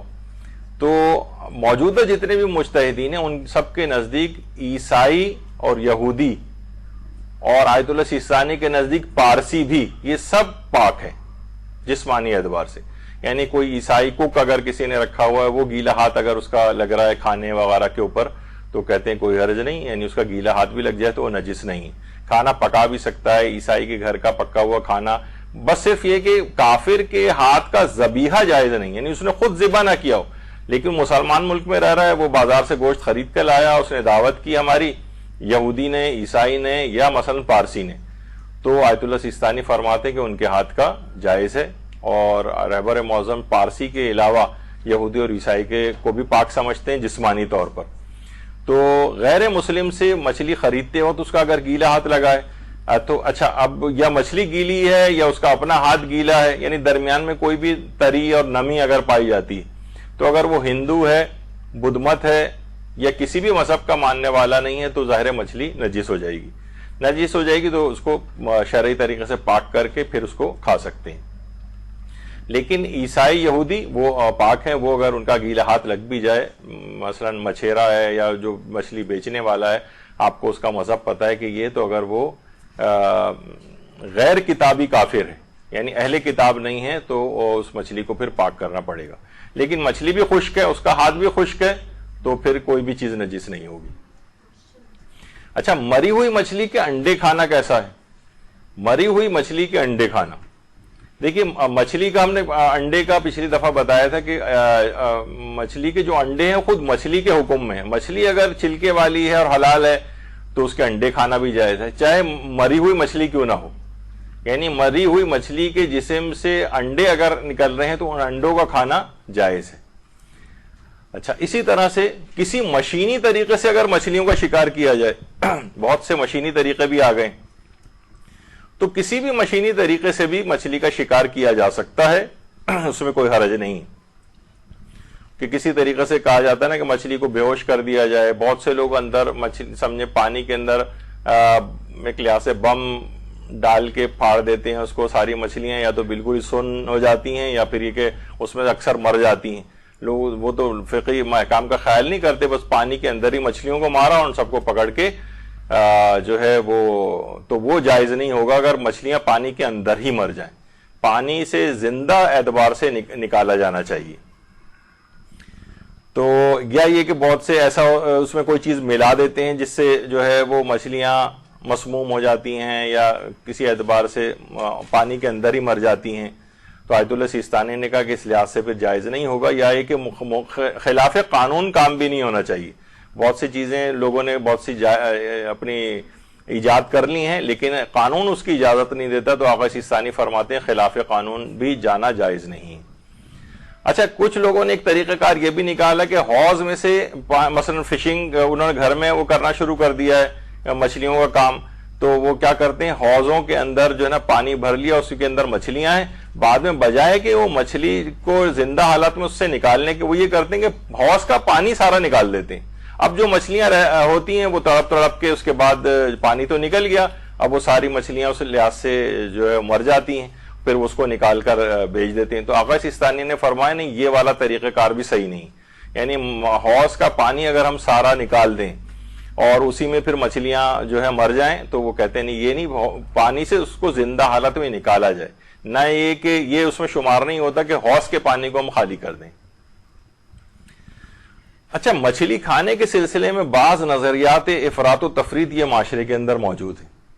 اور ہم بس تیز رفتاری سے جا رہے ہیں. دیکھیے مچھلیاں، ایک تو یہ کہ لوگ مچھلیوں کو دنوں کے اعتبار سے کچھ کہتے ہیں، فلاں دن مچھلی کھانا مستحب ہے، فلاں دن مچھلی کھانا مکروہ ہے. یہ اس طرح کی کوئی چیزیں یہ ثابت نہیں. مثلا یہ کہ بدھ کے دن مچھلی کھانے سے رزق میں وسعت ہوتی،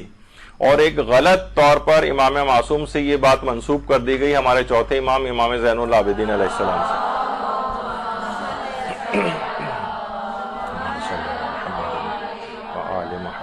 کہ بدھ کے دن مچھلی کھانے سے رزق میں وسعت ہوتی. ایسی کوئی حدیث اس انداز کی موجود نہیں ہے، یا موجود بھی ہو بالفرض تو وہ نہ ثابت نہیں. کہ بدھ کسی بھی دن مچھلی کھانے کا کوئی ایسا استحباب یا اس انداز سے لوگوں کے ایکسپیرینسز ہو سکتے ہیں، لیکن بہرحال امام معصوم سے اس کو منسوب نہیں کرنا چاہیے۔ اچھا، اسی طرح سے رات کو مچھلی کھانے کی ممانعت کے سلسلے میں اس میں روایات آئی کہ رات کے وقت مچھلی نہ کھائی جائے، رات کے وقت، اور اگر کھائی بھی جائے تو اس کے بعد کھجور یا شہد کھا لیا جائے۔ یہ روایتوں میں آیا، اکثر یہ آپ نے دیکھتی بھی ہوں گی کہ جو شخص چھٹے امام سے ہے یا ایک روایت میں امیر المومنین علیہ السلام سے بھی غالباً ہے، اللہم صلی علی محمد وعلی محمد، کہ جو شخص رات کو سوئے جبکہ اس کے پیٹ میں مچھلی ہو، یعنی اس نے مچھلی کا گوشت کھایا اور اس نے مچھلی کے بعد کھجور یا شہد نہ کھایا ہو، تو صبح تک اس کی فالج والی رگ پھڑکتی رہتی ہے، یعنی بہت ممکن ہے کہ اس کو فالج نہ ہو جائے کہیں۔ تو بہرحال یہ اگرچہ سند کے اعتبار سے اتنی زیادہ ثابت شدہ نہیں ہے، لیکن بہرحال احتیاط کرنے میں کیا حرج ہے؟ یعنی بہت ساری چیزیں ایسی ہیں کہ جو سند کے اعتبار سے ثابت نہیں ہیں، لیکن یہ کہ بہرحال اگر کوئی اس میں احتیاط کرنا چاہے اور رات کو اگر سوتے وقت اس نے مچھلی کھائی بھی ہے تو اس کے بعد کچھ نہ کچھ کھجور یا شہد وغیرہ کھا لے، تاکہ یہ والا خطرہ اگرچہ ممکن ہے، اگرچہ یہ ثابت نہیں ہے، لیکن پھر بھی ایک امکان پایا جا سکتا ہے کہ ممکن ہے کہ اس کا اس قسم کے نتائج نکلے کوئی، تو اس سے بچا جا سکتا ہے۔ اچھا، مچھلی کو روٹی کے ساتھ کھائیں یا بغیر اس کے؟ اچھا، یہ البتہ ہمارے ساتویں امام موسیٰ کاظم علیہ الصلوۃ والسلام اللہم صلی علی محمد،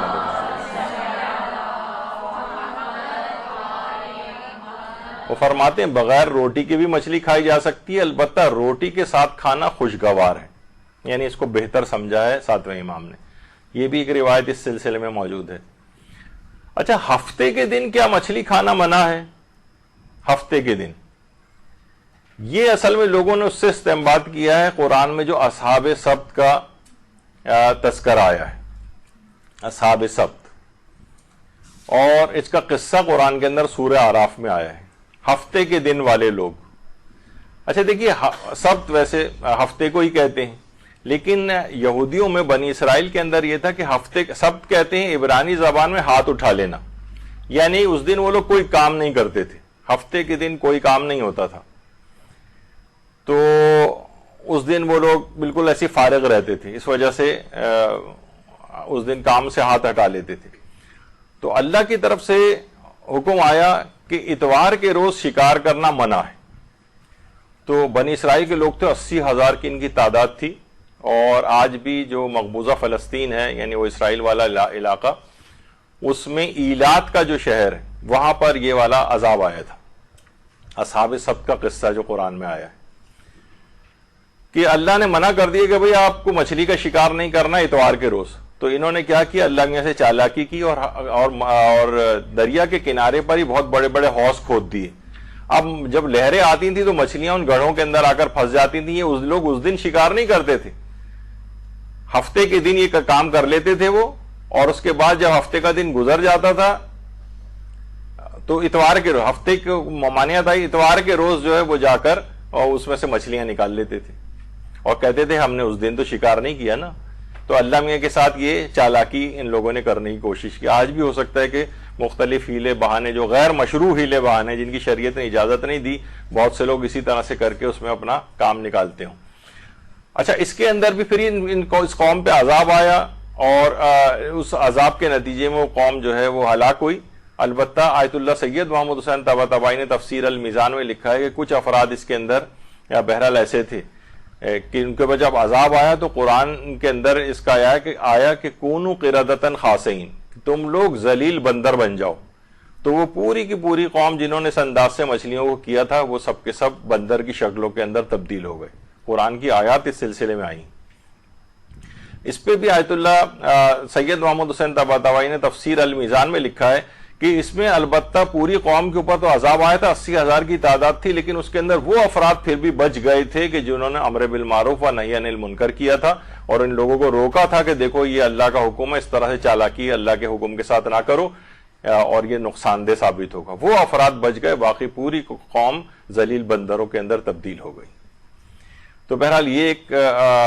چیز ہوئی کہ لوگ کہتے ہیں ہفتے کے روز مچھلی کا کھانا جائز نہیں، لیکن یہ صرف اس زمانے کے لحاظ سے یہ حکم تھا خالی، اور اب یہ والا حکم موجود نہیں ہے، اور یہ صرف اس قوم کے لیے تھا، تو لوگوں نے کہا کہ جب اس میں منع قرار دیا تو ہفتے کے دن ہمارے لیے بھی منع ہونا چاہیے، تو ایسا کوئی حکم موجود نہیں ہے۔ پھر دوسرا ایک سوال یہ بھی آغا سیستانی سے کیا گیا کہ بہت سے لوگ محرم کے مہینے میں مچھلی نہیں کھاتے، تو کیا یہ بات صحیح ہے کہ محرم کے مہینے میں مچھلی نہیں کھانی چاہیے؟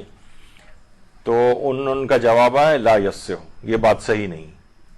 ہاں البتہ یہ ضرور ہے کہ بہت سے علاقے ایسے ہیں کہ جہاں پر کلچرل ایک فرق ہو جاتا ہے، یعنی مثلا کڑھاؤ کے اندر کوئی چیز تلا جانا وہاں پر نہ خوشی کی ایک علامت سمجھا جاتا ہے یا بے فکری کی علامت، اور کوئی اظہار رنج و غم کے منافی سمجھا جاتا ہے، تو اس لحاظ سے پھر ان جگہوں پہ احتیاط کر لی جائے۔ یعنی عرف کے اندر اگر مظاہر حزن و غم کے منافی سمجھا جا رہا ہے اس کو، ایک وقت یعنی ابھی اس کے اندر بھی یہ بات آتی ہے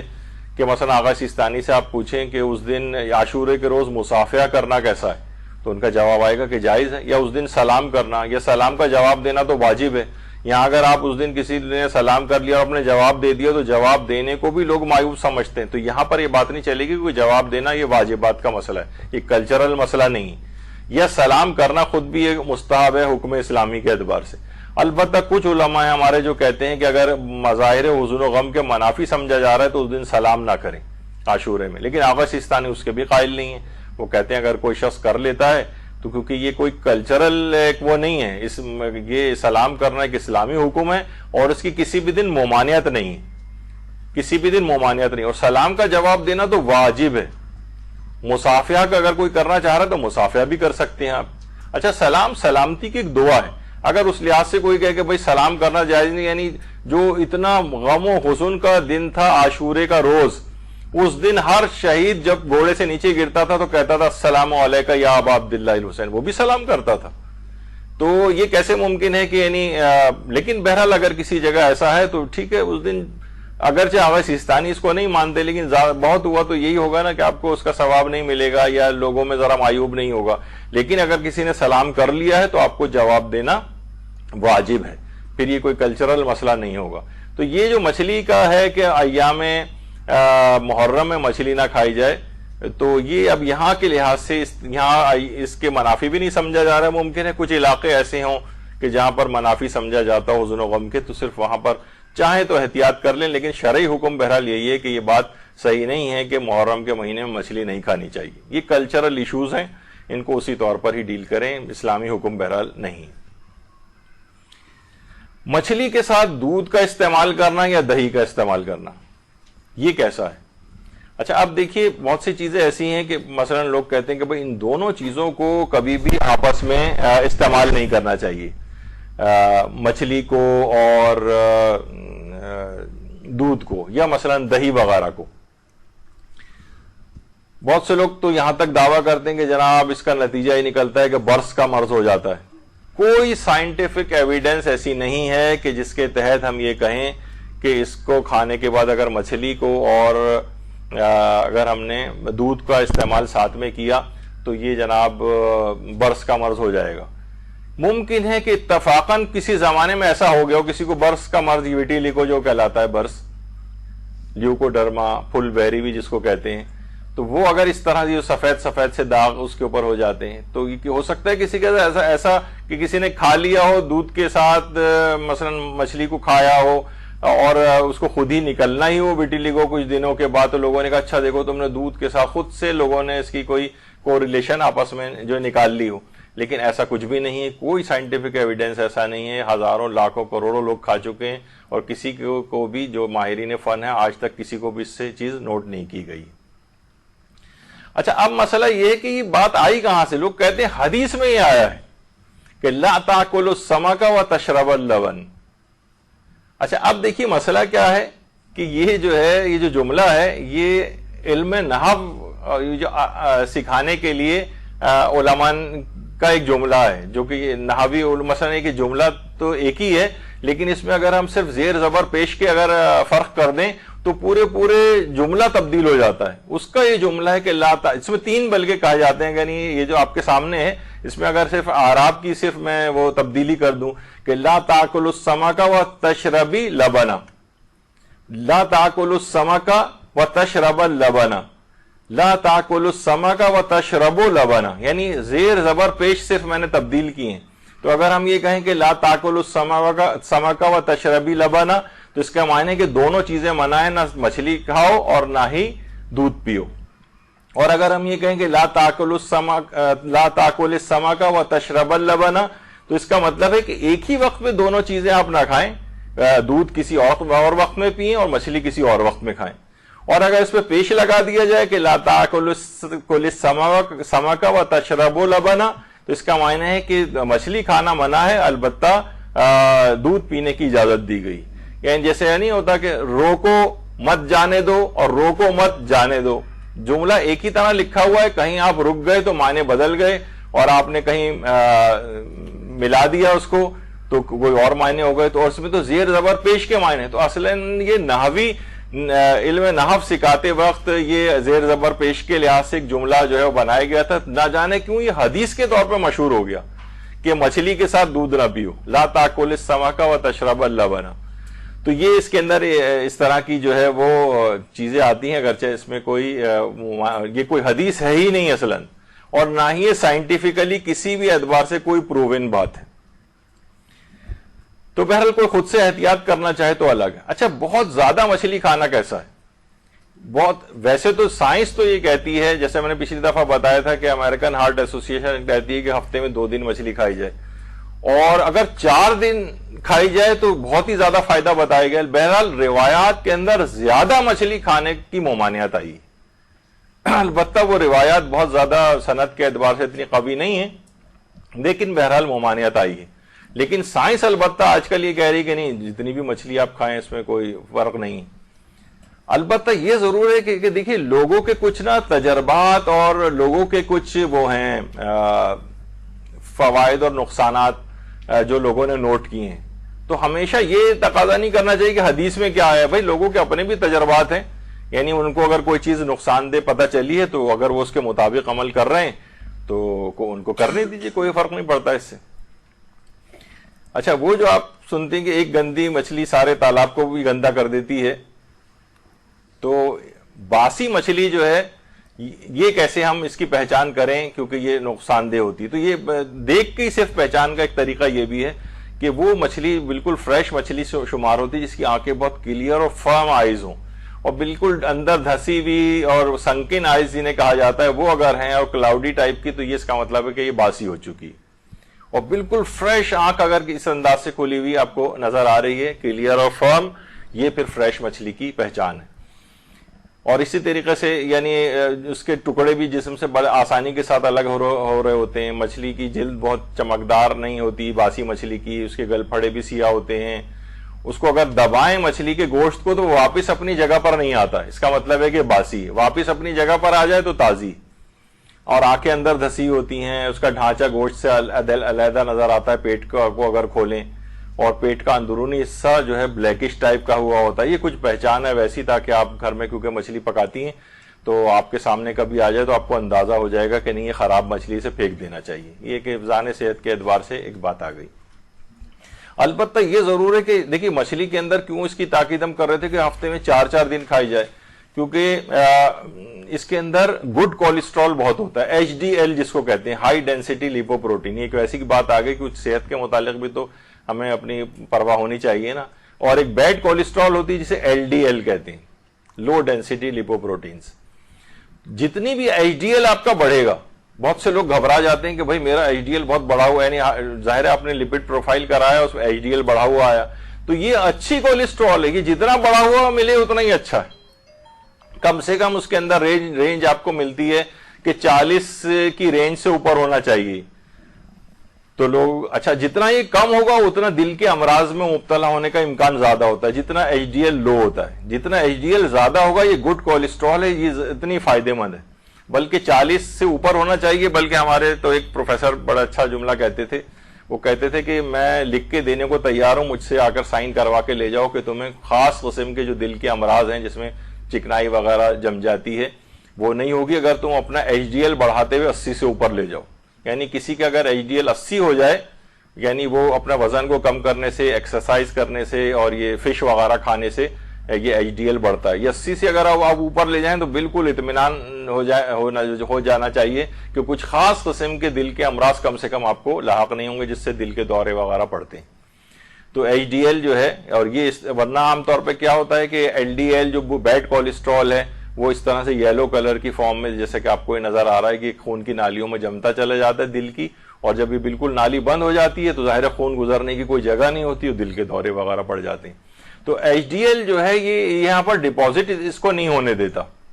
ایل ڈی ایل کو ریموو بھی کرتا ہے. یعنی جتنا ایچ ڈی ایل بڑھے گا اتنا ایل ڈی ایل نیچے جائے گا، اور جتنا آپ لو ایچ ڈی ایل کریں گی اتنا یہ جو بیڈ کولیسٹرول ہے وہ بڑھتی چلی جائے گی. تو یہ اس طرح کی چیز ہے جس کو دماغ میں رکھنا چاہیے کہ یہ جو ہے مچھلی کھانے سے یہ ہائی ڈینسٹی لیپوپروٹین جو ہے نا وہ بہت اس میں اضافہ ہوتا ہے، اور بہت ساری اس آلیو آئل کے اندر بھی ہوتا ہے، اور جو فیٹی فش ہے اس کے اندر ہوتا ہے، بینس میں ہوتا ہے، اور ہائی فائبر جو فروٹس ہیں اور ڈائٹ ہے ان کے اندر بھی ایچ ڈی ایل اس طرح سے ہوتا ہے. تو بہرحال دوائیں بھی کچھ ایچ ڈی ایل بڑھانے والی ہیں، لیکن کیا ضرورت ہے دوا کی طرف جانے کی جبکہ غذا کے ذریعے یہ سب چیزیں ہو جاتی ہیں. اچھا یہ تو ابھی آ گیا تھا ویل مچھلی والا کہ اچھا اب آ جائیے پانی کی اس میں مچھلیوں میں جھینگے کھانے کا فقہ حکم کیا ہے. تو یہ بھی ہے کہ جناب جھینگے یا جو شرمپس ہیں ان کو کھانے کی اجازت ہے، اور غیر شیعہ فقہوں میں بھی جھینگے کیونکہ اچھا غیر شیعہ فقہ جو کہتی ہیں کہ یہ مچھلی نہیں، وہ کہتے ہیں مچھلی تو کم سے کم ہونی چاہیے، وہ کہتے ہیں یہ مچھلی نہیں ہے تو لہٰذا بعض فقہ ایسی ہیں یا مکتب فکر ایسے ہیں جو کہ جھینگے عام طور پر نہیں کھاتے ہیں، اور وہ کہتے ہیں کیونکہ مچھلی نہیں ہے تو کیڑا ہے کوئی. حالانکہ چھلکے والی مچھلیوں میں جھینگے کا شمار ہوتا ہے، اور جھینگا حلال اسی وجہ سے کہ روایات میں نام لے کر بھی جھینگے کو حلال قرار دیا ہے اہل بیت کی روایات میں. درود بھیجیے محمد والے.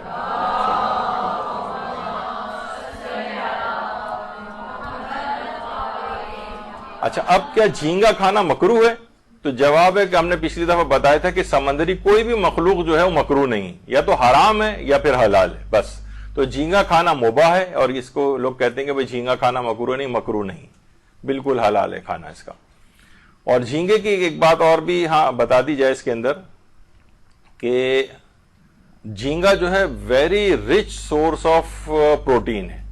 اور اس کے اندر فیٹ بھی بہت زیادہ ہوتی ہے. تو بہرحال جھینگا کھانا یہ بھی بالکل حلال اور جائز ہے. البتہ لابسٹر کھانا یہ جائز نہیں. لابسٹر یعنی پرانس کھانا یہ ہمارے فقہا نے اس کو بالکل حلال قرار دیا ہے، لیکن لابسٹر یہ جائز نہیں ہے. اور اسی طریقے سے کریب کھانا یہ بھی جائز نہیں. کریب یعنی کیکڑا کھانا. اچھا کیکڑے کا سوپ بھی ہوتا ہے، تو کیکڑے کا سوپ اگر اس انداز کا ہے کہ اس میں ایک ذرہ بھی کیکڑے کا آپ کے حلق سے نیچے نہ اترے، تو صرف سوپ ہے، مثلا آپ نے چھان لیا اس کو، یا اس طرح سے ہے کہ کوئی بھی ذرات بھی اس کے آپ کے اندر نہ جا رہے ہوں، تو پھر کیونکہ دیکھیے خود کیکڑا جو ہے اگرچہ حرام گوشت تو ہے لیکن وہ نجس نہیں ہے. یعنی اگر وہ کیکڑے کو اس میں ڈال کے اس کا سوپ اگر بنایا جا رہا ہے تو سوپ پیا جا سکتا ہے، لیکن یہ کہ ذرات اس کے آپ کے اندر نہیں جانے چاہیے. اور وہ پہلو بھی اپنی جگہ پر ہے کہ کیکڑے کو اگر اس طرح سے اس کو کھولایا جائے کہ اس کے اندر کی چکنائی اور چیزیں وہ نکل کے اس کے اندر آ جائیں اور پھر آپ اس کو کنزیوم کر رہے ہو تو سوپ پینا بھی جائز نہیں ہوگا. تو بہرحال یہ کریب کا مسئلہ ہوا. ٹڈی کھانے کا یہ بھی پچھلی دفعہ کیونکہ بات بیان ہوئی تھی تو اکثر آپ لوگوں کی حیران کن آوازیں آ رہی تھیں کہ آپ کو حیران ہو رہی تھی کہ ٹڈی کھانا کیسے جو ہے جائز ہے. تو بالکل حلال گوشت اس میں شمار ہوتا ہے، ٹڈی کھانے کی اجازت ہے. اور جنہوں نے کھایا ہے وہ کہتے ہیں کافی کرنچی ٹیسٹ ہوتا ہے اس کا. تو بہرحال اور یہ باقاعدہ ان کی ٹڈی دل حملہ کرتے ہیں کھیتوں وغیرہ کے اوپر، اور بہت بڑی تعداد کسی بھی طریقے سے ان کو اگر پکڑ لیا جائے. اور یہاں پر ٹڈی بریانی وغیرہ بھی مختلف ہوٹلوں کے اندر ملتی ہے جہاں پر یہ چیزیں کھائی جاتی ہیں، اور لوگ کہتے ہیں کہ کافی اچھا اس کا ٹیسٹ بھی ہوتا ہے. تو بہرحال ٹڈی کے شکار کے بھی کچھ احکامات ہیں کہ ٹڈیوں کو کسی بھی طریقے سے اگر ان کو لوگ پکڑ لیتے ہیں، البتہ صرف وہ ٹڈی صرف جائز ہے جس کے پر ہوں اور وہ اڑ سکتی ہو. یعنی اگر ایسی ٹڈی ہے جس کے پر بھی ابھی نہیں آئے ہیں اور وہ اڑ بھی نہیں سکتی، اس کا کھانا جائز نہیں. اور ٹڈی کے شکاری کا مسلمان ہونا بھی ضروری نہیں ہے، بس اس نے زندہ حالت میں اس کو پکڑا ہو تو کافی. اور ٹڈی کے شکار سے پہلے جو ہے وہ بسم اللہ تسمیہ نہیں، بسملہ یعنی بسم اللہ پڑھنا یا اللہ کا نام لینا، یہ بھی جو ہے وہ ضروری نہیں۔ اچھا، اگر کافر کے ہاتھ میں ٹڈی ہو اور آپ کو اطمینان ہو کہ اس نے زندہ حالت میں پکڑی ہے تو صحیح ہے، لیکن اگر ویسے کوئی کافر کہے تو کافر کی بات کا اصلاً کوئی اعتبار نہیں، لیکن اطمینان ہو جائے کہ اس نے زندہ حالت میں پکڑی ہے، آپ کو اعتبار آ رہا ہے اس کے اوپر، تو آپ کے اطمینان کافی۔ تو کافر کے ہاتھ میں بھی اگر اس انداز سے ٹڈی ہو تو اور آپ کو اطمینان ہو تو صحیح۔ یہ بھی جلدی سے بات بیان ہو جائے کہ یہ شتر مرغ کا گوشت جو ہے وہ کھانا یہ حلال ہے، شتر مرغ کھایا جا سکتا ہے، اور ابھی کچھ عرصے پہلے یہاں پر کسی جگہ پہ کھلایا گیا تھا سحری افطاری میں، تو لوگوں نے بہت شور مچایا تھا، لیکن شتر مرغ کا گوشت کھانا بالکل جائز ہے، اور شتر مرغ کو بھی اس پہ کوئی اعتراض نہیں۔ تو بہرحال اچھا، اس کے بعد یہ ہے کہ مور کھانے کا فقہی حکم کیا ہے؟ تو مور زیادہ تر ہمارے اکثریتی مراجع مور کو حرام قرار دیتے ہیں، البتہ آیت اللہ سیستانی مور کو حلال گوشت جانور قرار دیتے ہیں۔ تو اس پہ دلائل کیا ہیں وہ تو خیر ایک مجتہد کی ذمہ داری ہوتی ہے، لیکن ان کے لوگوں نے اکثر آیت اللہ سیستانی کے خلاف ایک مہم بھی چلائی کہ دیکھیے حدیث کے اندر مور کو حرام گوشت جانور قرار دیا گیا ہے، اور آیت اللہ سیستانی دیکھیں جائز قرار دے رہے ہیں، اس کا مطلب ہے معصومین کے احادیث کے خلاف عمل کرتے ہیں۔ اب ان کے پاس دلائل جو آغا سیستانی کے ہیں مور اور جو اور اس طرح کے جو جانور ہیں، تو اس پہ جو ہے ان کو یہ پتہ نہیں کہ یعنی ان کے پاس دلائل کیا ہیں، بس بس ایک حدیث دیکھ کے تو فیصلہ نہیں ہوتا۔ آیت اللہ سیستانی تو تمام احادیث اور ان کے اندر جو اصول جانور کو حرام قرار دینے کے اس کے مطابق جو ہے وہ فیصلہ کرتے ہیں، تو لوگوں نے عام طور پر اس کو نہیں صحیح سمجھا، ان کے خلاف ایک کیمپین چلانی شروع کر دی۔ اچھا، اب ایک چیز اور بھی ہے، بس یہ بھی کہ عام طور پر لوگوں یہ سمجھتے ہیں کہ مرغی کا انڈا کھانا جو ہے یہ مکروہ ہے، جبکہ ایسا کچھ بھی نہیں ہے، مرغی کا انڈا کھانا مکروہ بھی نہیں ہے۔ میں نے کہا نا، معاشرے کے اندر بہت ساری چیزیں ایسی ہیں کہ جو کہ مشہور ہو گئی ہیں کہ یہ جو ہے مکروہ ہیں، لیکن وہ چیز مکروہ نہیں ہے، جیسے جھینگے کے متعلق جو ہے مشہور ہو گیا ہے۔ تو بہرحال یہ آج کے فقہی احکام تھے۔ ایک سوال البتہ یہ آیا ہے تحریری میں ہمارے پاس کہ ہمارے اسکول کے سٹاف میں ہندو بھی ہیں جو ہمارے برتن بھی دھوتے ہیں، اور مگز وغیرہ جو ہیں وہ ان کو بھی دھوتے ہیں، اور جو پلیٹس وغیرہ ہیں وہ بھی دھو کر لاتے ہیں یا پھل کاٹ کر لاتے ہیں۔ تو وہی ابھی میں نے جو حکم بتایا کہ اگر اطمینان ہے کہ اس کا گیلا ہاتھ لگا ہے اس کے اوپر، یا یہ کہ وہ چیز گیلی تھی اس کا ہاتھ خشک تھا، یعنی درمیان میں اگر کوئی بھی تری موجود ہے تو وہ چیز کو اس چیز کو نجس کر دے گی، تو آپ کوشش کریں کہ ان کا ہاتھ اس کے اوپر نہ لگے، ان سے نہ کٹوائیں آپ، یا ان سے برتن کی دھلائی نہ کروائیں، ورنہ وہ جو پاک برتن آپ گھر سے لے کر آئی تھی وہ بھی نجس کر کے لے کر آ جائے گی آپ کے سامنے، اور نجس برتن میں کھانا پینا بھی جائز نہیں ہوگا آپ کا۔ یہ تو آپ پچھلی بار نہیں آئی تھی، مچھلی کے تیل کے کیپسول جو ہیں وہ پچھلی مرتبہ پوری تفصیل کے ساتھ آئے تھے کہ اگر حلال گوشت مچھلی ہے، یعنی چھلکے والی مچھلی ہے، تو اس کے کیپسول بھی جائز ہیں اس کے تیل کے، اور اگر وہ حرام مچھلی ہے تو اس کے کیپسول بھی ناجائز ہیں، سوائے اس کے کہ کوئی ایسی بیماری ہے کہ سوائے اچھا یہ پتہ نہ ہو کہ مچھلی والے جو کیپسول ہیں مچھلی کے تیل کے، یہ حلال گوشت مچھلی کے یا حرام گوشت مچھلی کے، مچھلی عام طور پر لکھی بھی نہیں ہوتی ہے اس پہ کہ کون سی ہیں، تو اس صورت میں حالت شک میں اس کا استعمال جائز نہیں، سوائے اس کے کہ کوئی ایسی بیماری ہے کہ ڈاکٹر نے کہا کہ اس کے علاوہ کوئی اور حل ہی نہیں ہے کہ آپ یہ کھائیں، لیکن یہ بہت بعید بات ہے، بطور ڈاکٹر میں کہہ رہا ہوں کہ نہیں، ایسا کچھ نہیں ہے، یعنی حلال آلٹرنیٹیوز موجود ہیں، تو آپ ایسی مچھلی کا کیپسول تلاش کریں یا تحقیق کریں کہ جو کہ حلال ہو، اگر مشکوک ہے تو پھر بھی اس کا استعمال جائز نہیں، سوائے اس کے کہ کوئی اور طریقہ نہ ہو اور اس کا علاج صرف انہی کے اوپر موقوف ہو اور کوئی حلال متبادل بھی آپ کے پاس موجود نہ ہو، تو پھر حالت اضطرار میں آپ کو اس کا استعمال جائز ہے۔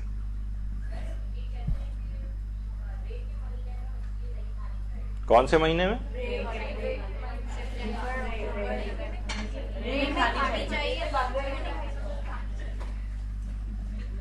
ابھی بھی سمجھنا ہے کون سا مہینہ ہے؟ رے کیا چیز ہے؟ ریت، اچھا۔ بہرحال یہ تو یہ سب سنی سنائی باتیں، ان کا کوئی وہ نہیں ہے، کوئی شرعی اور فقہی کوئی حکم نہیں ہے، اور یہ لوگ بہت سے کہتے ہیں کہ جناب اس وقت مچھلی جو انڈے دے رہی ہوتی ہے اور بہت سارے اس طرح کی باتیں ہیں، لیکن یہ کہ ان کی کوئی اوتھینٹسٹی نہیں ہے، شرعی اعتبار سے اور اسلامی اعتبار سے کوئی ایسا حکم موجود نہیں ہے، ایسی لوگوں کی باتیں ہیں۔ البتہ کوئی لوگوں کے کچھ تجربات ہیں، اس کے مطابق کوئی عمل کر کے احتیاط کرنا چاہے تو مرضی ہے اس کی، اسلام نے اس پر پابندی بھی نہیں لگائی کہ نہیں آپ ہر صورت میں اس کی مخالفت ہی کریں۔ تو بس یہ آ گئے ہیں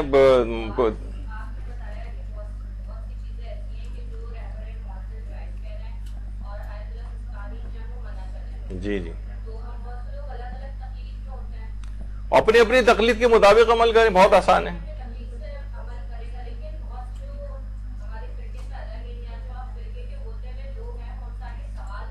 نہیں دیکھیں، میں ایک بات آپ سمجھ گیا آپ کا مسئلہ یہ، اگر لوگ اگر کہہ بھی رہے ہیں دوسرے فرقے، ان کے اپنے مکتب فکر کے اندر اتنے اختلافات موجود ہیں۔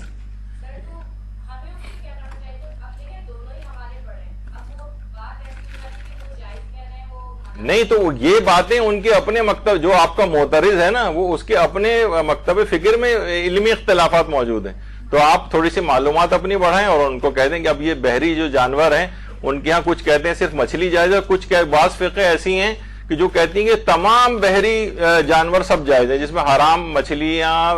یعنی جو حرام جانور ہیں مچھلیوں کے علاوہ بھی وہ بھی جائز ہیں مثلا۔ تو آپ کہتے ہیں بھئی یہ فقہی اختلافات تو آپ کے ہاں بھی علمی اختلافات ہیں، ہر شخص اپنے اپنے فقہ کے مطابق عمل کرے، اسی پہ لوگوں کو لے کر آئیے۔ اب میرا خیال ہے ادھر سوال کیونکہ وہ انہوں نے کھٹکھٹا دیے کہ دوسرے عالم تشریف لے آئے تو وہ آپ کا تاکہ وہ نہ رہ جائے، انشاءاللہ لکھ کے دے دیں تو ان کا جواب میں بعد میں دے دوں گا۔ صلی اللہ علی محمد وآلہ الطیبین الطاہرین۔